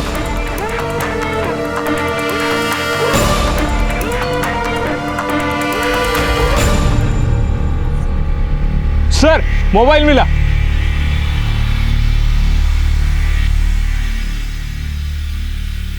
हाँ सर, है तो ये नैना का ही फोन, पर सर मुझे पता नहीं कि हमारे घर के पीछे कहाँ से आया। नैना ने कोई मैसेज नहीं किया था और ना ही कोई फोन। निरंजन जी, आपके पास हर एक बात का एक ही जवाब है कि आपको कुछ नहीं पता। कोई बात नहीं, हमारे पास एक खास नुस्खा है जिससे सबको सब कुछ याद आ जाता है। सर गौर करने वाली बात यह है कि भले ही हमें नैना का फोन उसके माँ बाप के घर के पीछे से मिला हो, लेकिन उस दिन उसने अपने माँ बाप से फोन पे एक भी बार बात तक नहीं की, ना ही कोई मैसेज भेजा। सर आमतौर पे कोई अपने घर पे जाता है तो एक बार फोन करके इन्फॉर्म तो कर देता है। सर कि ऐसा तो नहीं कि नैना अपने घर पे गई ही ना हो। तो तुम क्या कहना चाहते हो कि सूरज झूठ बोल रहा है? सर शायद। सर हाँ बोलो।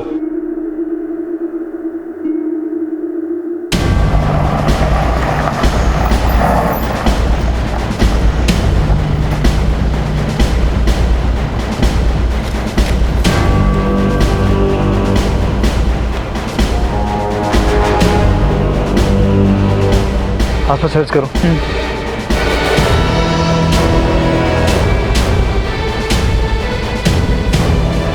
सर आसपास कहीं भी इस बॉडी का सर नहीं मिला। मुझे ये बॉडी 2 से 3 दिन पुरानी लगती है। सर वो सुमन अवस्थी अपनी बेटी प्रिया की मिसिंग कंप्लेंट लिखवाने भी 2-3 दिन पहले ही आई थी, पर जो उम्र उसने अपनी बेटी की बताई थी, इस लड़की की उम्र भी लगभग वही लग रही है। सर कहीं ये बॉडी प्रिया की तो नहीं? प्रिया के घर वालों को बुलाओ। नैना मर्डर केस को पुलिस अब तक सुलझा नहीं पाई थी कि एक और हत्याकांड उनके सामने आया। जिस लड़की की लाश पुलिस को मिली थी उसकी पहचान होनी मुश्किल थी, क्योंकि क्राइम सीन से पुलिस को लाश का सर नहीं मिला था और ना ही लाश के पास कोई आइडेंटिफिकेशन के सुराग मिले थे। लेकिन क्या यह बॉडी वाकई प्रिया की थी? और अगर हां तो किसने मारा था उसे? और इसके पीछे आखिर था कौन? क्या सुमन का महेश को लेकर शक सच था? पर आखिर क्यों एक पिता अपनी बेटी को मारना चाहेगा?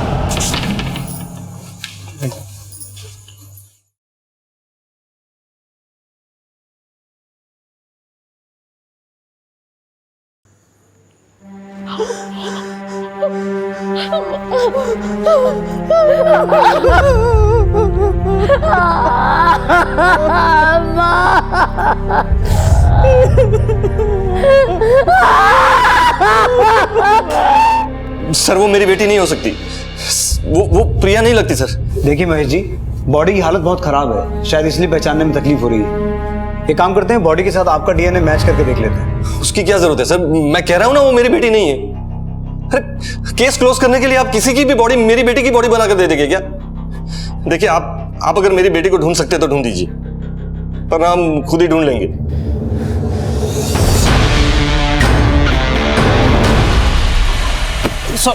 सॉरी।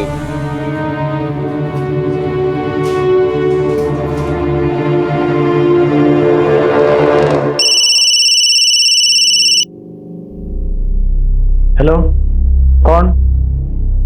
सर डीएनए रिपोर्ट से कंफर्म हुआ है कि वो सर कटी लाश प्रिया की ही थी।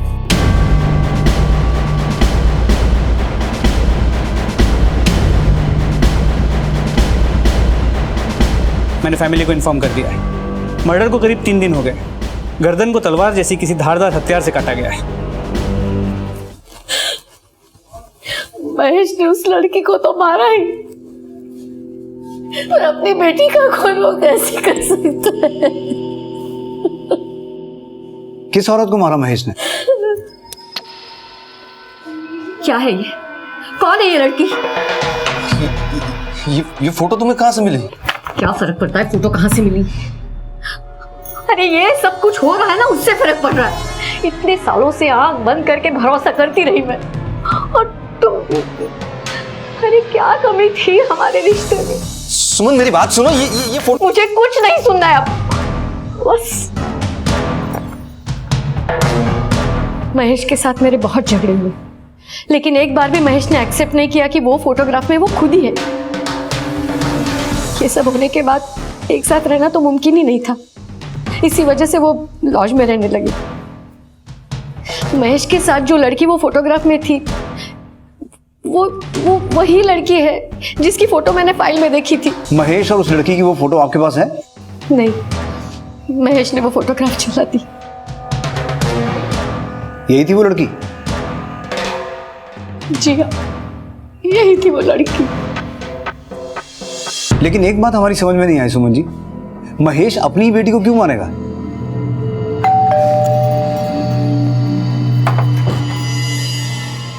पापा कहाँ है? बाहर गए काम से। क्या हुआ? पता कर लीजिए कि काम से बाहर गए या कहीं और। क्या हुआ? कैसी बातें कर रही हो? पापा के बारे में बात कर रही हो तुम? यही पापा जो दूसरी लड़कियों के साथ अय्याशी करते फिरते? प्रिया, ये माँ, जिसको हम जानते हैं वो तो कोई और ही है। पता नहीं और कितनी लड़कियों के साथ अफेयर होगा। तो प्रिया ने महेश की पोल खोल दी, इसलिए शायद महेश ने प्रिया को मार दिया। ये महेश घर छोड़ के कब गया था? यही 15-16 तारीख को। आकाश, ये नैना की मिसिंग रिपोर्ट भी इन्हीं दिनों में दर्ज हुई थी ना? जी सर, 16 अप्रैल को। एक बात बताइए सुमन जी, महेश और उस लड़की की फोटो आपकी बेटी प्रिया के पास कहां से आई? मुझे नहीं पता। सर, इस सुमन अवस्थी की बात पे विश्वास किया जा सकता है? बिल्कुल आकाश, एक माँ अपनी मरी हुई बेटी के बारे में झूठ क्यों बोलेगी? और जो बाकी की बची हुई बातें हैं वो हमें प्रिया का बाप महेश बताएगा।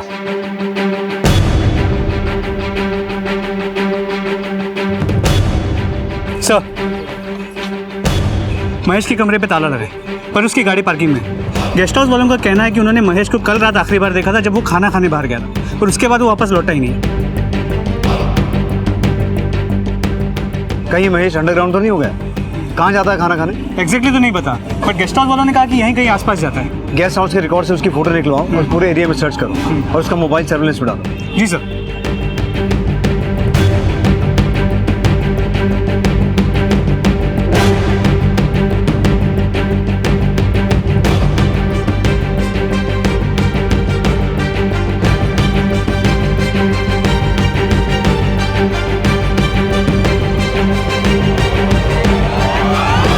अमन सर, ये देखो, यहाँ जरूर कुछ हुआ है। फोरेंसिक टीम को इन्फॉर्म करो। सर।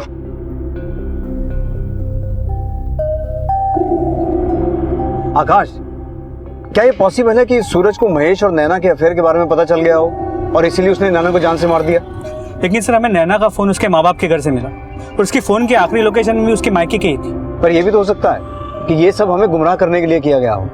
वो फोन सूरज ने ही नैना के मायके में फेंक दिया हो। सर, पॉसिबिलिटी तो ये भी है कि नैना अपने पति से झूठ बोल के महेश से मिलने गई और अपने अफेयर को दबाने के लिए महेश ने ही नैना को मार दिया। पॉसिबल है, पर यह भी तो हो सकता है कि उस रोज जब वो महेश से मिलने निकली तो सूरज ने उन दोनों को एक साथ देख लिया हो और उसके बाद पहले उसने नैना को मारा और अब शायद महेश के साथ भी बचपूछ किया।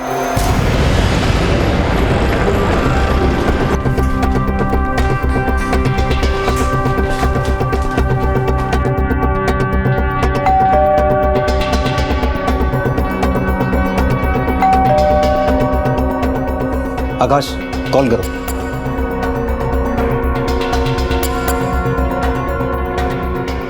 सर, फोन स्विच ऑफ है।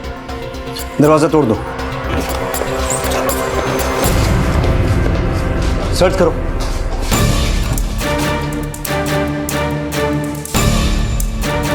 सर, कोई नहीं मिला।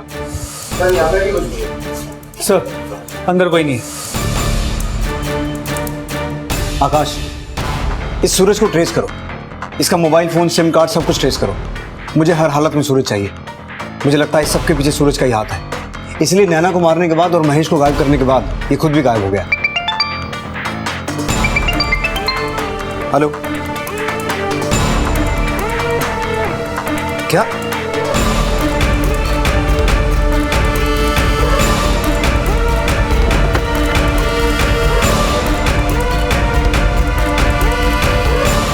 हट जाओ भाई, साइड हो जाओ। इस केस में मिली तीसरी लाश ने सबको सन्न कर दिया। यह तीसरी लाश किसी लड़की की नहीं बल्कि लड़के की थी, लेकिन कत्ल करने का तरीका ठीक प्रिया के कत्ल की तरह था।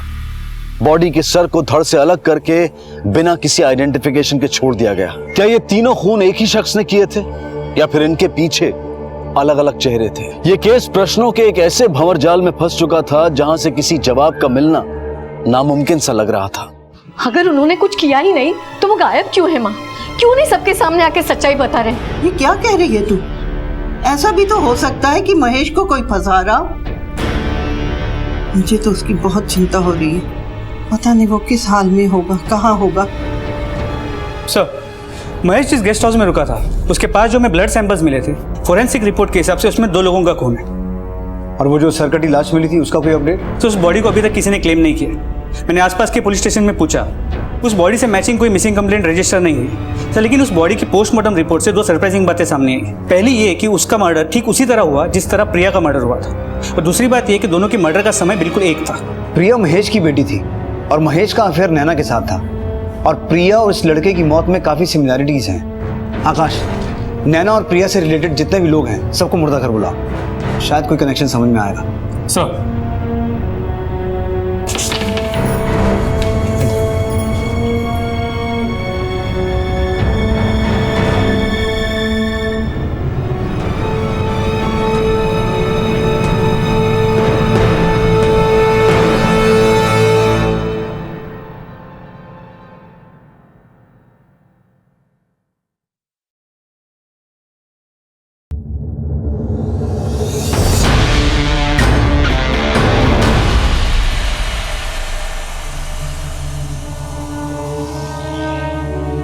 तो समीर है।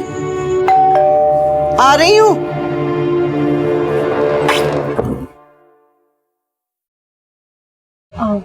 दादी मम्मी पापा गए? हाँ बेटा। अच्छा दादी ये समीर है, मेरा कॉलेज का दोस्त। हम बहुत अच्छे दोस्त हैं। नमस्ते दादी। वैसे सिर्फ दोस्ती है या कुछ और भी? नहीं दादी, आप गलत समझ रहे हो, ऐसा कुछ भी नहीं है। ये जो बाल है ना, ऐसे ही नहीं पके हैं। हाँ अच्छा बता, सुमन और महेश को कब बताऊं? अरे नहीं दादी, अभी कुछ भी नहीं। अभी तो हम लोग कॉलेज में पढ़ाई कर रहे हैं, उसके बाद हमें अपने पैरों पे खड़ा होना है, उसके बाद बता देंगे। कितनी खुश थी हमारी बच्ची, कितने सपने देखे थे। समीर भी अच्छा लड़का था, पता नहीं किसने ऐसा किया और क्यों किया।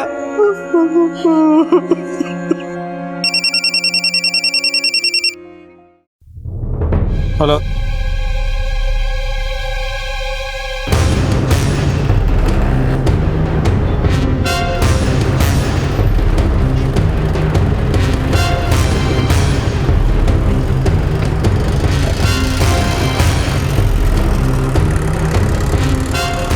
जी सर, मैंने ही आपको कॉल किया था। ये आदमी को बहुत ही बुरी कंडीशन में यहाँ पे लाया गया था। ना तो इसके पास में पर्स था और ना ही मोबाइल, और ना ही कोई ऐसा रास्ता था कि जिसके जरिए हम ये पता लगा सके कि ये शख्स है कौन। आइए सर प्लीज।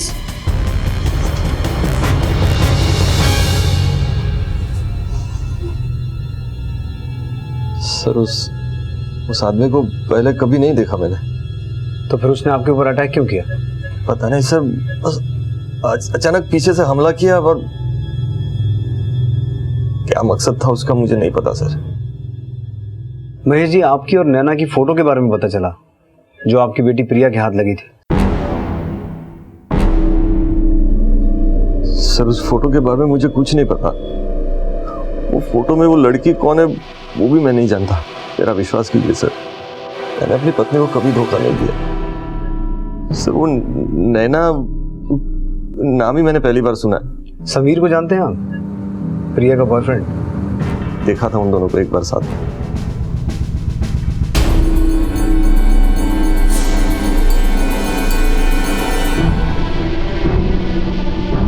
वो लड़का बिल्कुल पसंद नहीं था मुझे। ऐसे लड़के के साथ कोई फ्यूचर कैसे प्लान कर सकता है? सर मैं प्रिया के लव मैरिज करने के खिलाफ नहीं था, बस इतना चाहता था कि उसकी जिंदगी में जो भी लड़का है वो अच्छा हो, पढ़ा लिखा हो। एक बाप होने के नाते लड़की के बारे में इतना भी नहीं सोच सकता। मैं सच बोल रहा हूँ सर, मैंने अपनी बेटी को नहीं मारा, उस लड़के को भी नहीं मारा मैंने। महेश जी, आप उस आदमी का स्केच बनवा सकते हैं जिसने आपके ऊपर अटैक किया था? सर कोशिश कर सकता हूँ, बराबर देखा नहीं था मैंने उसे। सर मैंने नैना और महेश के पिछले 1 साल के कॉल रिकॉर्ड्स और लोकेशन डिटेल को खंगाला। ना ही इन दोनों के आपस में कभी बात हुई है और ना ही ये दोनों कभी एक साथ एक ही वक्त पे एक ही लोकेशन में मौजूद। मुझे लगता है महेश सच कह रहा है या शायद झूठ। हो सकता है महेश के ऊपर ये अटैक हुआ ही ना हो। ये सब इसने जानबूझ के किया ताकि अपना अकाउंट क्लीन कर सके। वरना सोचने वाली बात है आकाश, महेश के साथ नैना की फोटो कहां से आती और वो फोटो महेश की बेटी प्रिया के हाथ कैसे लगती? मुझे लगता है हमें प्रिया के बॉयफ्रेंड समीर के बारे में और पता करना चाहिए। आखिर दोनों को एक ही दिन एक ही तरीके से मारा गया, तो उनको मारने वाला था कौन और उनको मारने का मोटिव क्या था?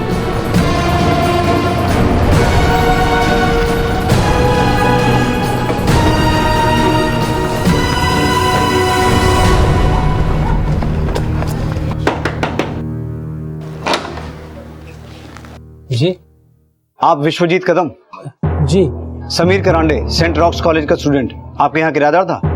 जी, पर काफी दिनों से दिखा नहीं, शायद छुट्टियों में घर गया होगा। जी नहीं, उसकी सरकटी लाश मिली है हमें। क्या क्या? और उसी सिलसिले में हमें उसके कमरे की तलाशी लेनी है। जी जी जी जरूर, मैं चाबी लेके आता हूँ।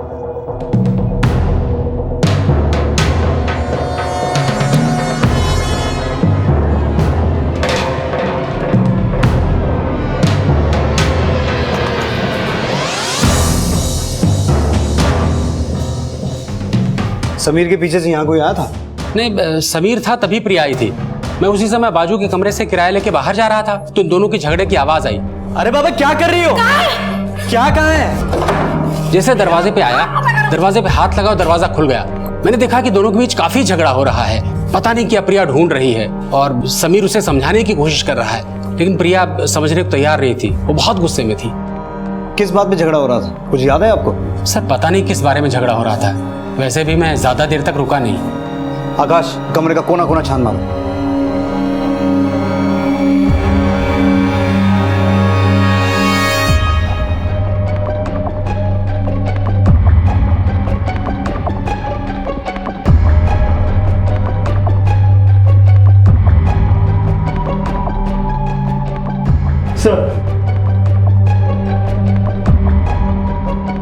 सर, समीर का लैपटॉप लॉक्ड है। टेक्निकल सपोर्ट से किसी को बुलाना पड़ेगा।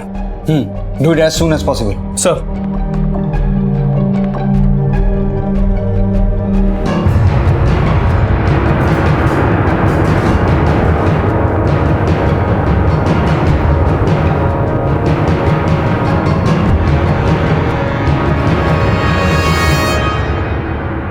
ये तो कोई और है। सर, इस फोटो को एडिट करके इस पे महेश का चेहरा मॉर्फ किया गया है। प्रिया के घर वालों से बात करनी पड़ेगी। मुझे तो पहले ही पता था कि मेरा बेटा ऐसा कुछ नहीं कर सकता। उसे फंसाया गया है। आप जानती है इसे? आप पहचानती हैं? सुमन जी, आपकी बेटी प्रिया और उसका बॉयफ्रेंड समीर इस हद तक क्यों गिरेंगे? हम जानते हैं आपके पति महेश को समीर पसंद नहीं था, तो क्या यही रीजन हो सकता है इस सब के पीछे कि उन दोनों ने आपके पति के फोटो को इस फोटो से मॉर्फ कर दिया? मेरी बेटी ऐसा कुछ कर ही नहीं सकती। वो तो ऐसी थी ही नहीं। नहीं सर, मेरी बेटी ऐसा कर ही नहीं सकती। उसे भटकाया गया होगा। मैं अपनी बेटी को अच्छी तरह जानता हूँ। पर महेश जी, इस सब से किसका फायदा हो सकता है? अगर इस सब के पीछे समीर की कोई चाल होती तो हमें उसकी बॉडी नहीं मिलती। असल में तो ये मामला कुछ और ही है, जहां हम अभी तक पहुंचे ही नहीं है। मुझे कुछ नहीं पता सर।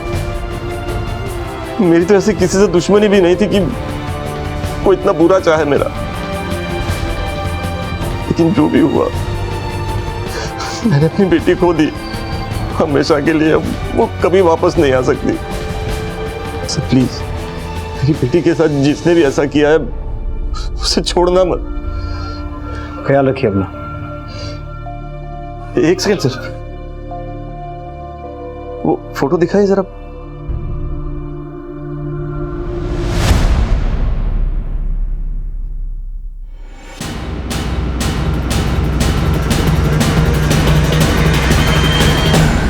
सर, मुझे कहाँ ले जा रहे हो? सर सर, मैं एक प्रोफेसर हूँ सर। मैंने किया क्या? चल, तेरी क्लास अब हम लेंगे। चल बेटा, उसे मैंने किया क्या सर? जल्दी सर, लो गाड़ी। सर सर सर, क्यों मार रहे हैं सर मुझे? मैंने तो ये ना ये?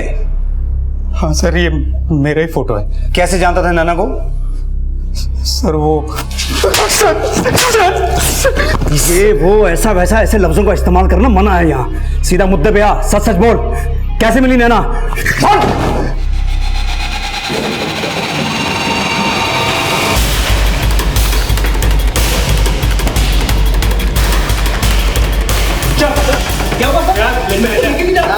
मैंने किया क्या सर? सिर्फ मोबाइल फोन स्विच ऑफ कर देने से इंसान धरती से गायब नहीं हो जाता सूरज।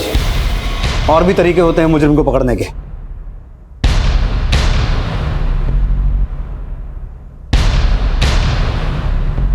ये सीसीटीवी फुटेज उस वक्त और उस दिन का है सूरज, जिस दिन तुमने नैना की बॉडी को ठिकाने लगाया था। और अब झूठ तो तू वैसे भी नहीं बोल सकता, क्योंकि गुस्से में नैना के साथ किए गए रेप से तेरा डीएनए मैच करता है। मेरे सास ससुर ने मुझे धोखा दिया था। न जाने कितनों के साथ सो चुकी थी नैना, और ऐसी लड़की मुझे थमा दी। शादी के बाद मेरे दोस्त ने मुझे एक पिक्चर भेजी थी।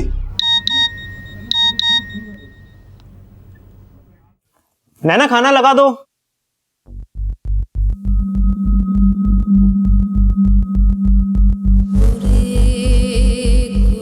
अरे सूरज, आप यहाँ? चलिए मैं खाना एक मिनट। सूरज, कब से चल रहा है ये? मतलब कब से बेवकूफ बना रही है मुझे?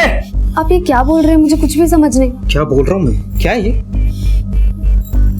मैं बताने वाली थी आपको। कब बताने वाली थी? वो मम्मी पापा ने बोला कि शादी के बाद ठग लोगे तुम मुझे? आप ही ने तो बोला था कि आपको मेरे पास्ट से कोई पास्ट से मतलब ये तो इतनी बड़ी बात छुपाओगे तुम मुझसे? अगर मर्दों को इतना ही शौक था तो मुझसे शादी क्यों की उसने? मेरी जिंदगी को बर्बाद की थी। काश तूने उसे एक बार अपनी बात कहने का मौका दिया होता सूरज। उस बेचारी के साथ तो खुद इतना गलत हुआ था। ये सब उससे जबरदस्ती करवाया गया था, जिसकी वजह से उसकी जिंदगी लगभग खत्म हो गई थी। और तुझमें तो वो एक उम्मीद देखती थी, अपना कल देखती थी, अपना भविष्य देखती थी। और तूने क्या किया उसके साथ? एक लाचार लड़की का रेप करके उसे जान से मार दिया। क्या आप क्या कह रहे हैं सर? किसने किया उसके साथ ये सब?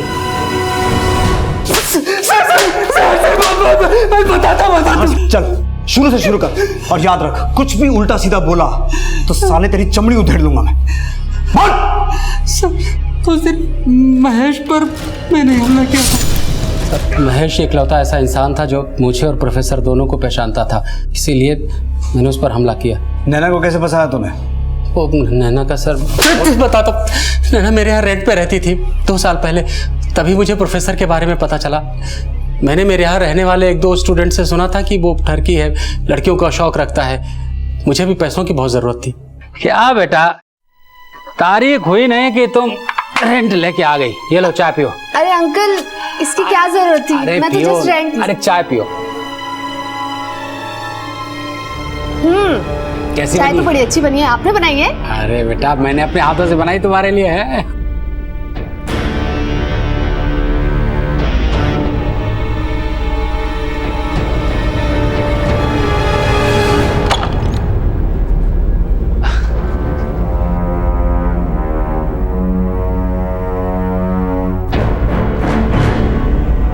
मुझे भी पैसे कमाने का एक अच्छा रास्ता मिल गया था।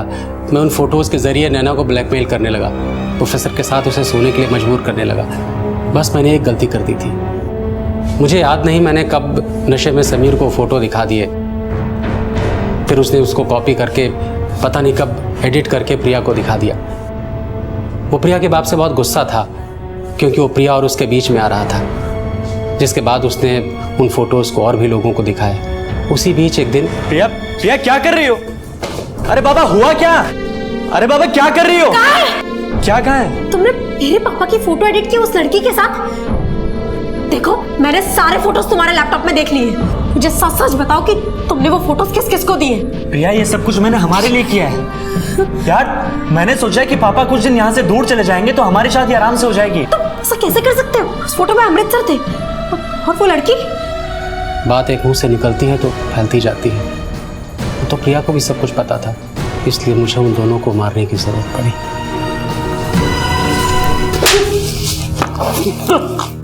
दोनों की बॉडीज के धड़ तो मिल गए हमें, सर कहाँ ठिकाने लगा है?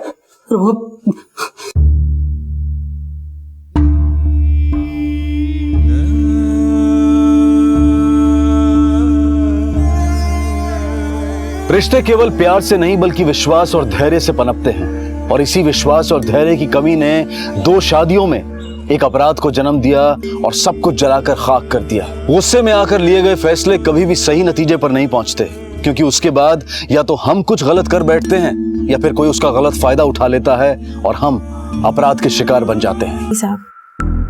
साहब हम लोग जा सकते हैं? ठीक है।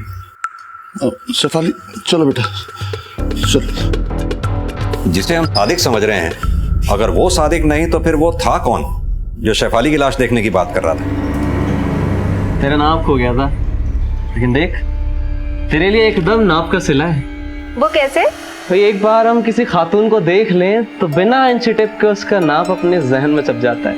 अच्छा, कपड़े सीते सीते तेरी नजर सुई और जबान कैंची हो गई है, लेकिन सिर्फ कैंची चलाता है या कुछ और भी? बस बस मेरे चाल ढाल पर ध्यान मत दे, घड़ी देख घड़ी। तेरा सवाल आता ही होगा, ये ले बुर्का डालने में चलता हूँ।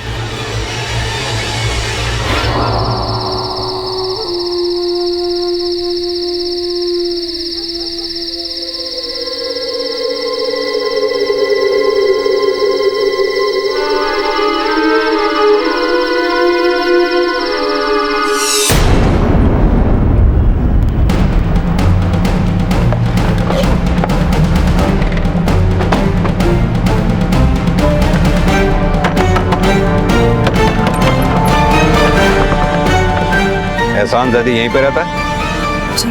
बुलाइए, उसे बात करनी है। या अल्लाह, वो घर पर नहीं है साहब। साहब, साहब क्या बात है साहब? कुछ तो बताइए साहब, क्या बात है? ये फोटो किसकी है? यही तो एहसान है साहब। ये एहसान है? नाम क्या है तेरा? सादिक साहब, सादिक शेख।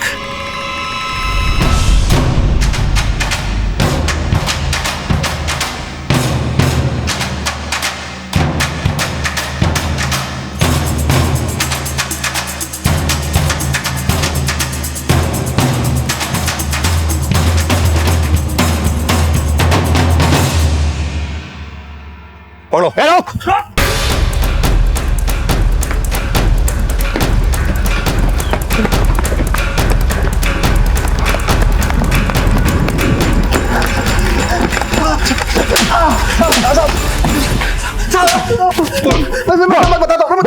बताता हूँ।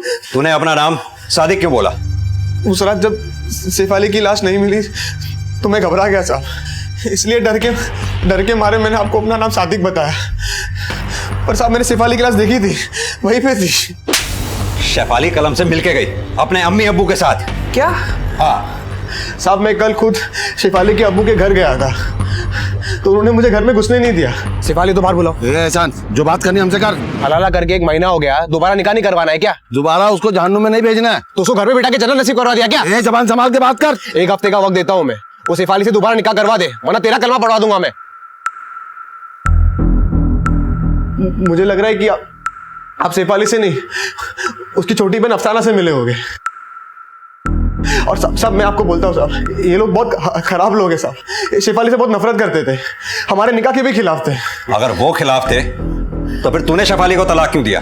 निकाह के बाद हमारी अनबन बहुत होने लगी थी, उसकी और मेरी अम्मी की भी नहीं बनती थी साहब। मेरी नौकरी भी नहीं लग रही थी, इसलिए शेफाली भी मुझसे नाराज थी। फिर एक दिन मैंने उसको झूठ बोल दिया कि कोलकाता में मुझे बड़ी नौकरी लगी है। एहसान, मुझे कब बुलाओगे कलकत्ता? शेफाली, वहाँ नए लोग हैं, नया शहर है, मुझे थोड़ा वक्त दो, ठीक है? और तुम्हें लेके जाऊंगा मेरे साथ।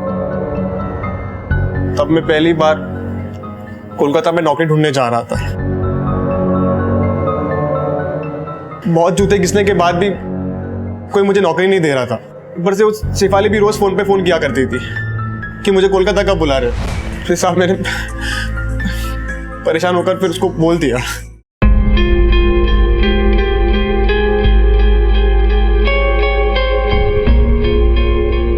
शेफाली। जी अम्मी। एहसान का फोन। एहसान का फोन। हेलो एहसान, मैं कब से तुम्हारा इंतजार कर रही हूँ, तुम मुझे फोन कर रहे हो? एहसान, कुछ बोल क्यों नहीं रहे हो? तुम मुझे कलकत्ता नहीं ले जाना चाहते क्या? एहसान, सब ठीक है ना? मैं तुम्हें छोड़ रहा हूँ। तलाक, तलाक, तलाक। मुझे लगा मैंने ठीक नहीं किया, इसलिए मैंने शेफाली से दोबारा निकाह करने के लिए उसको मनाया। सादिक से उसने हलाला निकाह किया, लेकिन साहब उसके यहाँ रह रहे के मानो वो उसी की हो गई थी। सादिक को तलाक देके मुझसे दोबारा निकाह करने के बजाय साहब वो उसी से लिस्ट लड़ाने लगी। सर, बागमारा गांव में एक आदमी की लाश मिली है।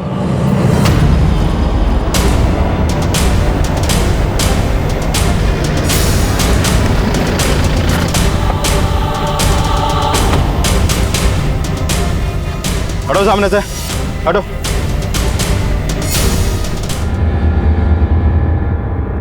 सर, ये रज्जाक है, सादिक का बड़ा भाई। कब हुआ ये सब? सब पता नहीं, कल शाम को तो निकला था ये। कहाँ के लिए? एक कस्टमर को कपड़े डिलीवर करने के लिए गया था। कौन कस्टमर? साहब जीनत, इसी गांव में रहती है। इसने कपड़े उसको डिलीवर किए थे। साहब रात भर मैं इसको खोजता रहा।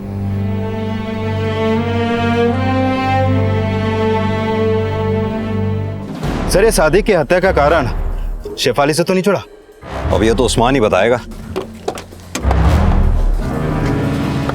कौन बाहर नहीं सर, साहब ना ही मैंने शेफाली को मारा है और ना ही सादिक को। तो फिर अफसाना को शेफाली कह के क्यों मिलवाया हमसे? उस लड़की की वजह से हमेशा हमारा बेड़ा गर्क हुआ है साहब। पहले उसने ढल्ले एहसान से इश्क लड़ाकर उससे निकाह कर लिया, फिर तलाक, और दोबारा उससे निकाह करने के लिए हलाला से गुजरी।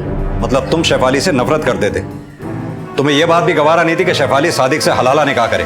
इसी वजह से तुमने पहले शेफाली को और बाद में सादिक को मारा, क्योंकि तुम्हें पता चला कि हलाला के बाद शेफाली सादिक से इश्क लड़ा रही थी। नहीं साहब, ये अफवाह एहसान की साजिश है साहब। उसी ने उसे अगवा किया होगा ताकि उसे मेहर ना देनी पड़े। मेहर? एहसान ने उसे तलाक तो दिया था, लेकिन मेहर के 3 लाख रुपए नहीं दिए थे। निकाह के वक्त दूल्हे के घर वाले अपनी खुशी से दुल्हन को मेहर की एक रकम देना तय करते हैं, जिसका जिक्र कबूलनामे से पहले काजी द्वारा किया जाता है। उसी तरह पति जब अपनी बीवी को तलाक देता है तो अपनी तलाकशुदा पत्नी को मेहर की वो रकम वापस करना उसका फर्ज ही नहीं, कायदा माना जाता है। जब उस्मान का झूठ पकड़ा गया तो आरोपों से बचने के लिए उसने उल्टे एहसान पर यह कहकर शक जताया कि मेहर की रकम ना लौटाने के लालच में उसने ही इन सारे अपराधों की साजिश रची है। साहब मैं कोई साजिश नहीं कर रहा हूँ, ये सब शेफाली के अब्बू के नफरत का नतीजा है। उनकी नफरत की छोड़, तेरा लालच भी तो वजह बन सकता है। कैसा लालच साहब? तुझे शेफाली के मेहर के 3 लाख रुपए जो नहीं लौटाने थे। साहब लेकिन शेफाली मुझे दोबारा निकाह करने वाली थी। पहले तो तू बोला कि वो सादिक से। साहब ये बात भी सही है, लेकिन सादिक की हत्या का सुन के मुझे यकीन हो गया कि शेफाली के अब्बू ने शेफाली को मारा है, और सादिक को भी उन्होंने ही मारा है साहब, क्योंकि साहब शेफाली हलाला निकाह के तलाक के बाद भी उस सादिक से इस लड़ा के उनकी इज्जत मिट्टी में मिला रही थी साहब। देव, झूठे तो ये दोनों ही हैं, लेकिन सच का पता लगाने के लिए हमारे लिए ये जानना बहुत जरूरी है, क्या शेफाली और सादिक के बीच वाकई कोई अफेयर चल रहा था या फिर हकीकत कुछ और ही है?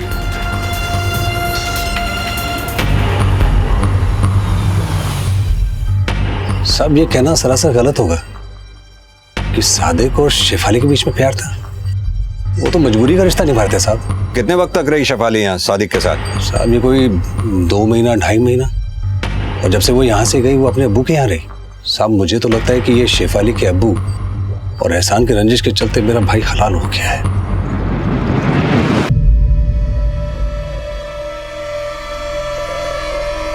सर, सादिक के पोस्टमार्टम रिपोर्ट के मुताबिक उसकी हत्या सर पे चोट लगने से हुई। हत्या का समय 7 अगस्त रात 9 से 10 के बीच। और 6 अगस्त को एहसान पुलिस स्टेशन आया ये बोलते हुए कि उसने शेफाली की लाश देखी है। लेकिन सर मुझे लग रहा है कि एहसान झूठ बोल रहा है। ये देखिए सर, सादिक और शेफाली की कॉल रिकॉर्ड्स, इससे ये साफ है कि हलाला निकाह के तलाक के बाद से उनके बीच एक भी कॉल नहीं हुई।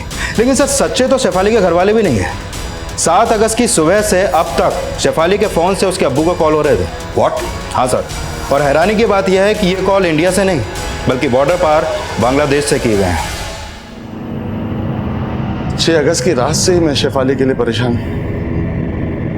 अगली सुबह तक वो घर नहीं आई थी। मैं सोच ही रहा था क्या करूं, तभी उसके मोबाइल से मुझे कॉल आई। हेलो, अस्सलाम वालेकुम अब्बू। अब्बू?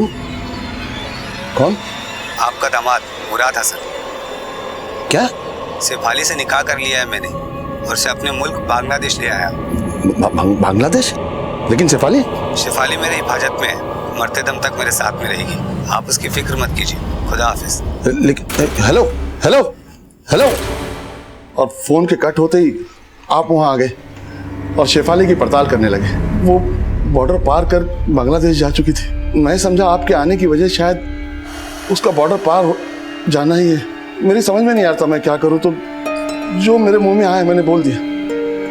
तो फिर उस झूठ पर मैं पैबंद लगाता रहा। झूठ पे जब झूठ के पैबंद लगाए जाते हैं उस्मान साहब, तो साजिशें पकाई जाती हैं। कोई साजिश नहीं साहब, सिर्फ अपने आप को कलंक से बचाने की कोशिश। जब से शेफाली जवान हुई है तब से वो मेरी नजरें चुकवा रही हैं साहब। पहले एहसान, फिर सादिक, और अब मुराद हसन। एक बाप अपनी बेटी का नाम कैसे उस मर्द के साथ बताए साहब जिसकी उसने शक्ल तक नहीं देखी। तो तुम ये कहना चाह रहे हो कि तुम मुराद हसन को नहीं जानते? कैसे जानूंगा, वो बॉर्डर पार का है। शेफाली के अब्बू उस्मान बार बार अपना बयान बदल रहे थे। शेफाली के पहले पति एहसान की बातों में भी कई भटकाव थे और शेफाली से जुड़े सवालों में किसी मुराद हसन का भी जिक्र सामने आया था। आखिर कौन था ये मुराद हसन? क्या वो हिंदुस्तानी था या फिर बांग्लादेशी? पुलिस मुराद हसन से जुड़ी कोई भी जानकारी जुटाने में अभी तक सफल नहीं हो पाई थी। और फिलहाल वो शेफाली के दूसरे पति सादिक शेख की हत्या की गुत्थी सुलझाने में व्यस्त हो गई। और फिर इन्वेस्टिगेशन के दौरान कुछ ऐसी बातें सामने आईं जिसने सादिक और शेफाली के निकाह हलाला के अंदरूनी राज खोल दिए। सर, मैंने सादिक की कॉल रिकॉर्ड फिर से चेक की। रिकॉर्ड के मुताबिक उसकी ज्यादातर बातें यूसुफ से होती थी। यूसुफ? साहब मैं यूसुफ, इसका दोस्त। यूसुफ और सादिक की दोस्ती के बारे में एक दो अजीब से बयान सामने आए सर। कैसे बयान?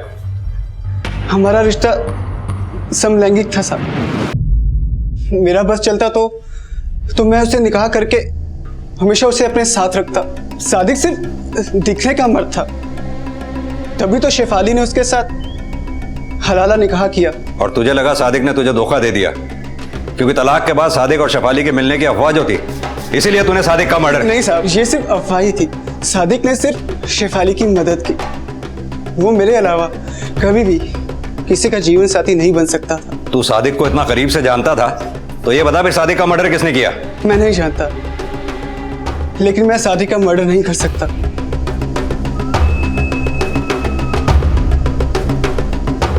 यूसुफ के बयान की पुष्टि के लिए पुलिस ने सादिक की हत्या वाली रात यूसुफ की एलिबाई चेक की। सर, यूसुफ की एलिबाई कंफर्म की। सादिक की हत्या वाली रात वो अपने दोस्तों के साथ पासे के गांव में छाव डांस देखने गया था। तो फिर यह भी सच होगा कि सादिक गे था।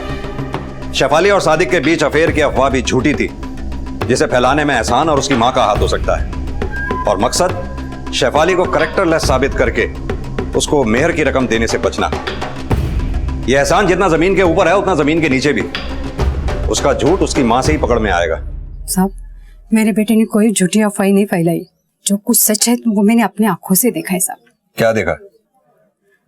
1.5-2 महीने पहले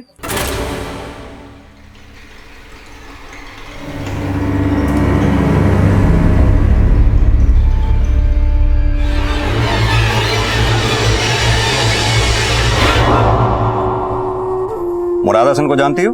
मुराद हसन? ये कौन है साहब?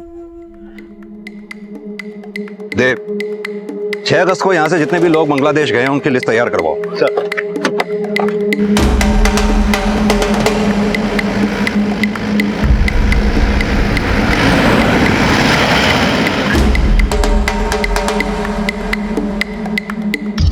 पुलिस अब शेफाली के बांग्लादेश में होने और मुराद हसन से जुड़े राज पता लगाने में जुट गई। शेफाली और मुराद के बॉर्डर पर होने के कानूनी दस्तावेजों के साथ साथ गैर कानूनी गतिविधियों के रहस्य भी जानने की कोशिश की गई। सर, ऑफिशियली बॉर्डर पार करने वालों की लिस्ट है ये, लेकिन इसमें शेफाली का नाम कहीं भी सामने नहीं आया है। सर, पता चला है कि बॉर्डर के पास हक्कीपुर गांव में बशीर नाम का एक आदमी है जो गैरकानूनी तरीके से लोगों को बॉर्डर पार करवाता है। तो फिर उसके पास शेफाली और मुराद हसन की इंफॉर्मेशन जरूर होगी। हाँ सर, खबरियों से भी पता चला है कि ये बशीर कहने को तो छाव डांसर है, लेकिन इसका धंधा कुछ और ही है।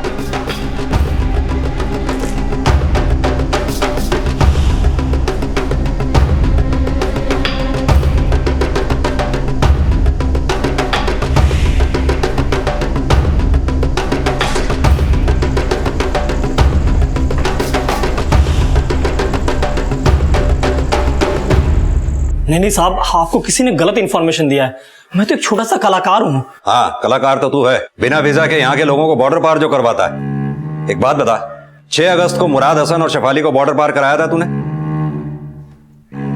अब तू सच बोलेगा या हम उगलवाएं? साहब, मैंने किसी को बॉर्डर के पार नहीं करवाया, लेकिन एक इंफॉर्मेशन है। पर एक शर्त पे बोलूंगा, यदि आप मुझे जाने देंगे। ठीक है, बोल। बागमारा गांव का सादिक टेलर है, वो 6 अगस्त को मेरे पास आया था एक मोबाइल लेकर। सादिक टेलर? कौन? सादिक शेख? हाँ साहब, सादिक शेख। वो उसने मुझे एक मोबाइल दिया और बोला कि ये शेफाली का मोबाइल है, और बोला कि इसको बॉर्डर के पार करना है ताकि वहां से कोई मर्द उसके बाप को फोन करे और बोले कि शेफाली का उसके साथ निकाह हो गया है और वो शेफाली को लेकर बॉर्डर के पार चला गया है। बशीर का बयान इशारा कर रहा है कि शायद शेफाली जिंदा नहीं, सिर्फ उसका फोन ही बांग्लादेश गया था। मतलब 6 अगस्त की रात को एहसान ने सच में शेफाली की लाश देखी थी और सादिक ने बशीर को शेफाली का फोन दिया। तो क्या सादिक ने शेफाली का मर्डर किया? और अगर सादिक ने शेफाली को मारा तो फिर सादिक को किसने मारा? सर, इन सवालों की भूल भुलैया में उलझने से पहले हमें यह कंफर्म करना है, अगर शेफाली की हत्या हुई थी तो लाश कहां ठिकाने लगाई गई होगी?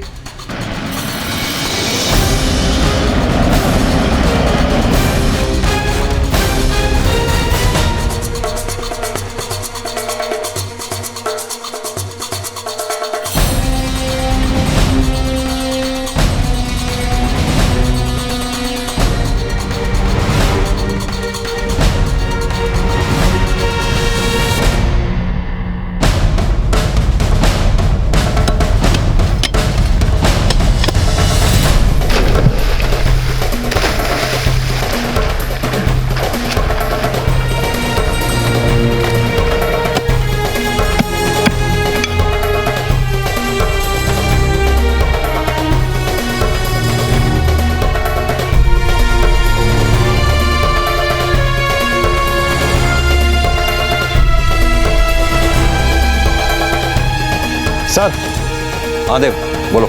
सर इधर पास के एक तालाब में एक नहीं बल्कि 3-3 लाशें मिली हैं। 3-3 लाशें? ये देखिए।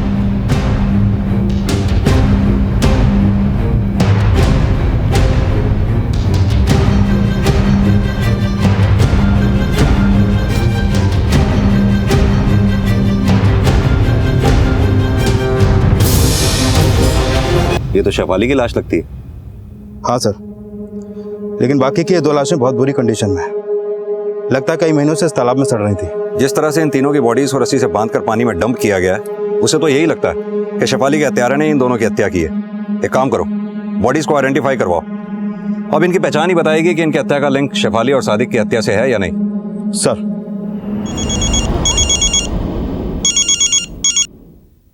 हेलो।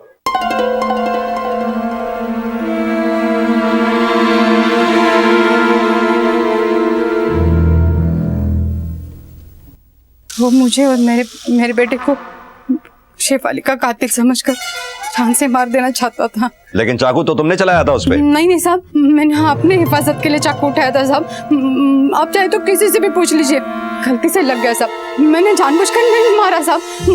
आप किसी से भी पूछ लीजिए साहब।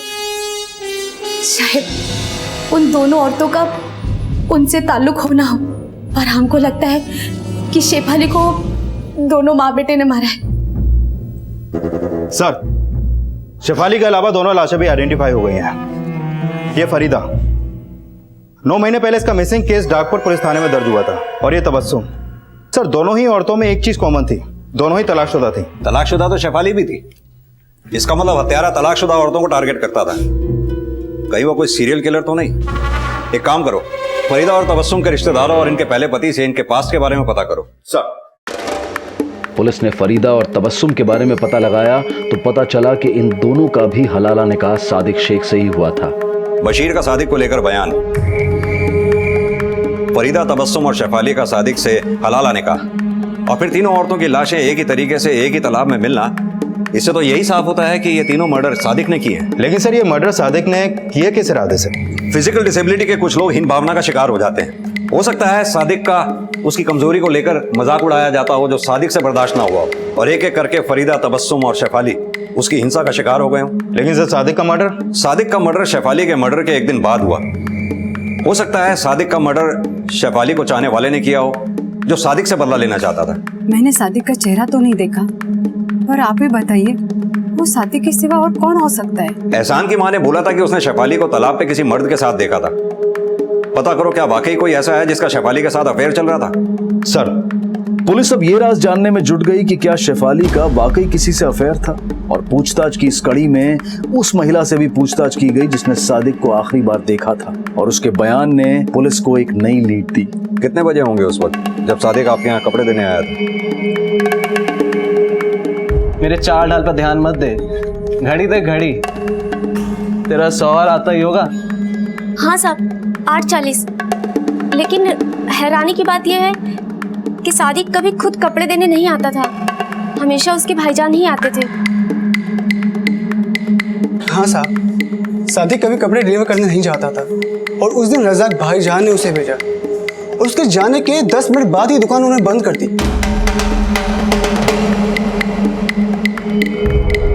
उसके बाद मैं हकीपुर तमाशा देखने के लिए चला गया।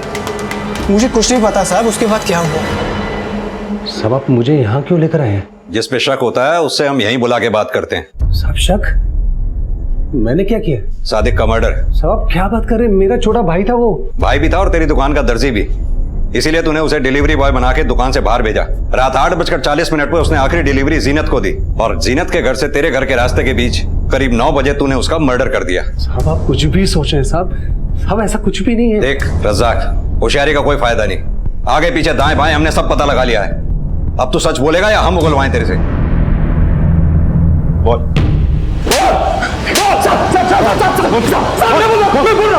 बड़ी शर्म आ रही होगी ना जब दुनिया बोलती होगी वो तेरा भाई है। सर, मैंने उसका कभी बुरा नहीं चाहा। साहब भाई होके उसने मुझे ब्लैकमेल किया। क्यों? साहब उसे मेरे और शेफाली के रिश्ते के बारे में पता लग गया था। शेफाली मुझे प्यार करती थी, क्योंकि एहसान उसको कभी खुश नहीं रख पाया, और सादिक के साथ रहना तो उसकी मजबूरी थी।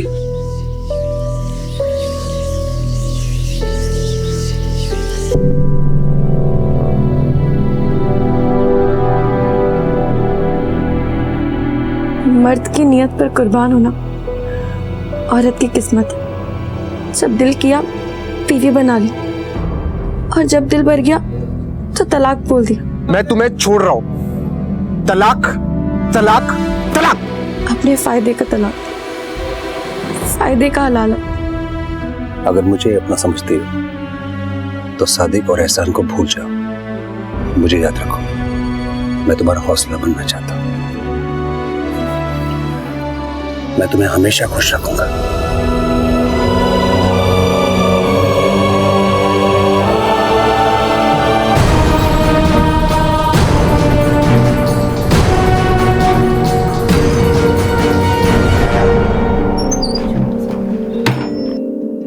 शाजिया मुझसे खफा थी, लेकिन साहब मैंने कभी शाजिया की परवाह नहीं की। सादिक और शेफाली के तलाक के बावजूद मैं उसे मिलता रहा, और साहब जब इस बात को सादिक ने जाना तो उसने मुझे ब्लैकमेल करना शुरू कर दिया। अगर आपने मुझे पैसे नहीं दिए ना, तो शेफाली के अब्बू और एहसान क्या, पूरे गांव को ये बात बता दूंगा। जब ये शेफाली अचानक से लापता हो गई तो मेरा शक सादिक पर गया। सर मैं सबके सामने बात नहीं कर सकता था, इसलिए मैंने उसको जानबूझ के दूर भेजा।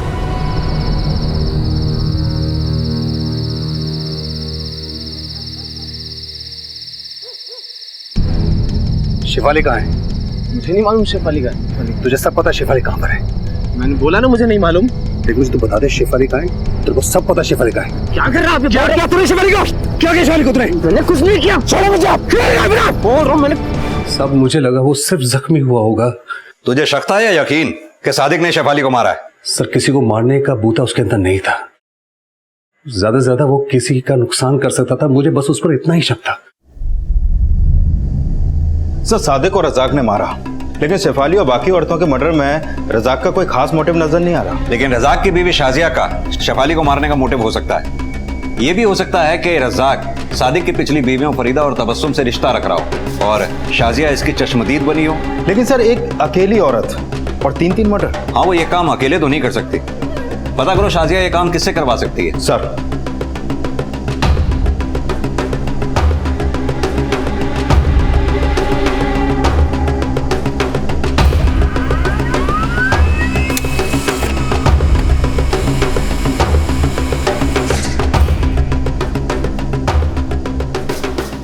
सर शाजिया का बैकग्राउंड चेक किया तो पता चला कि वो हक्कीपुर गांव की है और बशीर उसका मुंह बोला भाई है। इसका मतलब बशीर शाजिया की पढ़ाई बोल रहा था। हाँ मैं नफरत करती थी शेफाली से, लेकिन मैंने उसे नहीं मरवाया साहब। झूठ मत बोलो, हमें सब पता है। किससे मर्डर करवाया था? बशीर से? साहब मैं मानता हूँ कि शाजिया मेरी बहन जैसी है, लेकिन उसने मुझे कभी किसी को मारने को नहीं बोला। लगता है तो पिटे बिना नहीं मानेगा। देव साहब मैं सच बोल रहा हूँ साहब, मैंने कुछ नहीं किया साहब। अब ये पिटाई तेरे कबूलनामे पे ही रुकेगी। नहीं साहब।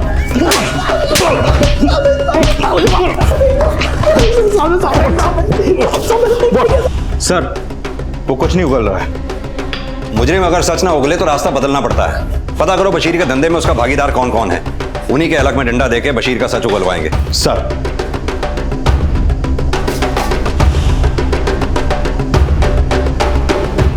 बशीर का एक छोटा भाई अशफाक जो बॉर्डर के उस पार इलीगल तरीके से लोगों को बॉर्डर पार करवाता है। बॉर्डर गार्ड का कहना है कि 6 अगस्त की रात यानी कि शेफाली के मर्डर वाली रात के बाद उसे बांग्लादेश के एक टीकामल गांव में देखा गया किसी को फोन करते हुए, और अभी वो अपने गांव वापस आया हुआ है।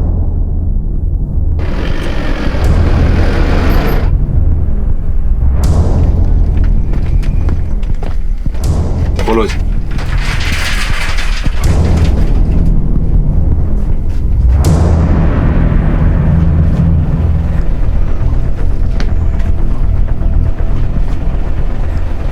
सर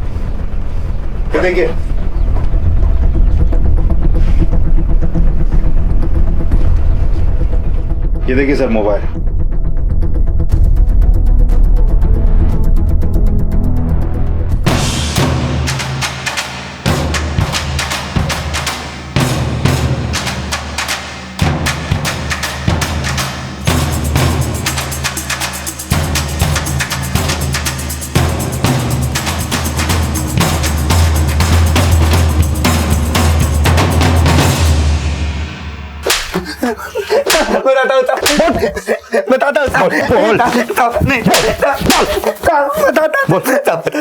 ये शेफाली का फोन तेरे पास कैसे आया?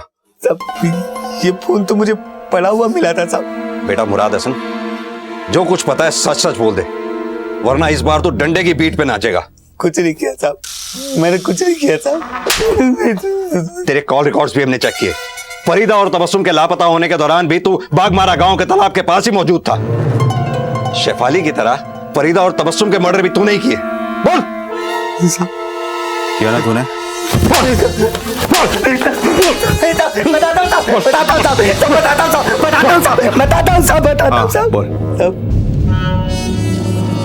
मैं मुराद हसन बनकर शेफाली के अब्बू को कॉल करता था साहब। अस्सलाम वालेकुम अब्बू।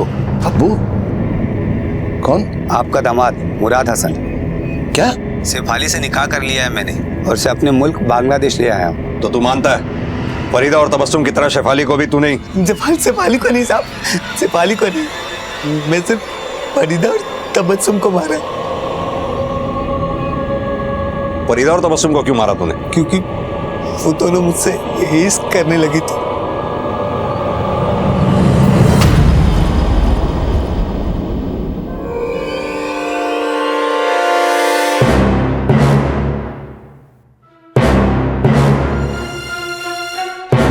तूने नहीं तो फिर किसने मारा?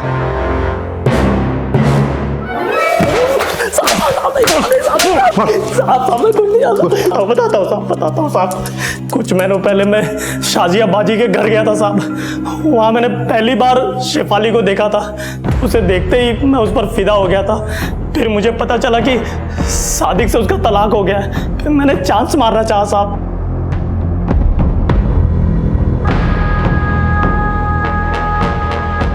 फिर मुझे पता चला कि वो एहसान से भी निकाह नहीं कर रही है और सादिक के बड़े भाई रज्जाक से उसका चक्कर चल रहा है। तब मैंने उसे तालाब के पास वाले खेत में मिलने के लिए बुलाया साहब। शेफाली, मैं तुमसे बहुत प्यार करता हूँ, मुझसे निकाह कर लो।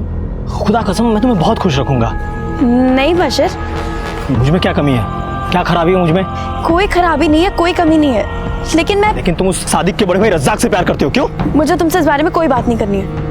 कहते हैं कि इंसान को अपने कर्मों का फल भुगतना पड़ता है, लेकिन शेफाली ने जो सहा वो महिलाओं के साथ हमारे देश में अक्सर होता ही रहता है। एक लड़की को पैदा होते ही पराया कर दिया जाता है और उसका हाल ये होता है कि ना तो वो अपने मायके की रहती है और ना ही उसके ससुराल में उसे कभी अपना समझा जाता है। न जाने कितनी रस्मों का हवाला देकर मर्द अपने स्वार्थ के मुताबिक उसका इस्तेमाल करते हैं और औरतों का सिर्फ शारीरिक हनन ही नहीं बल्कि उनकी भावनाओं का भी हनन किया जाता है। हालांकि शेफाली की हत्या बशीर नहीं की, लेकिन एहसान, सादिक, रज्जाक और खुद शेफाली के घर वाले शेफाली के इस दुखद अंजाम के भागीदार हैं। शेफाली हो, तबस्सुम हो या फरीदा, हमारे देश में औरतों की बदहाली के किस्से सिर्फ अखबारों और इलेक्ट्रॉनिक मीडिया की सुर्खियां नहीं बनते, बल्कि हर गली मोहल्ले में किसी न किसी शेफाली, फरीदा और तबस्सुम से हमारा परिचय अक्सर होता ही रहता है। बुद्धिजीवी इस पर विचार तो करते हैं, लेकिन क्या हम वाकई इसका हल कभी निकाल पाएंगे? अब मैं अनूप सोनी आपसे विदा लेता हूं, फिर मुलाकात होगी अगले एपिसोड में एक और चौंका देने वाले केस के साथ। तब तक अपना और अपने परिवार का ख्याल रखें और देखते रहें क्राइम पेट्रोल डायल 100। सबक एक को सीख हम सबको। जय Hind. If you want to enjoy more Desi crime content like this, please subscribe to our channel and click the bell icon. Stay connected with us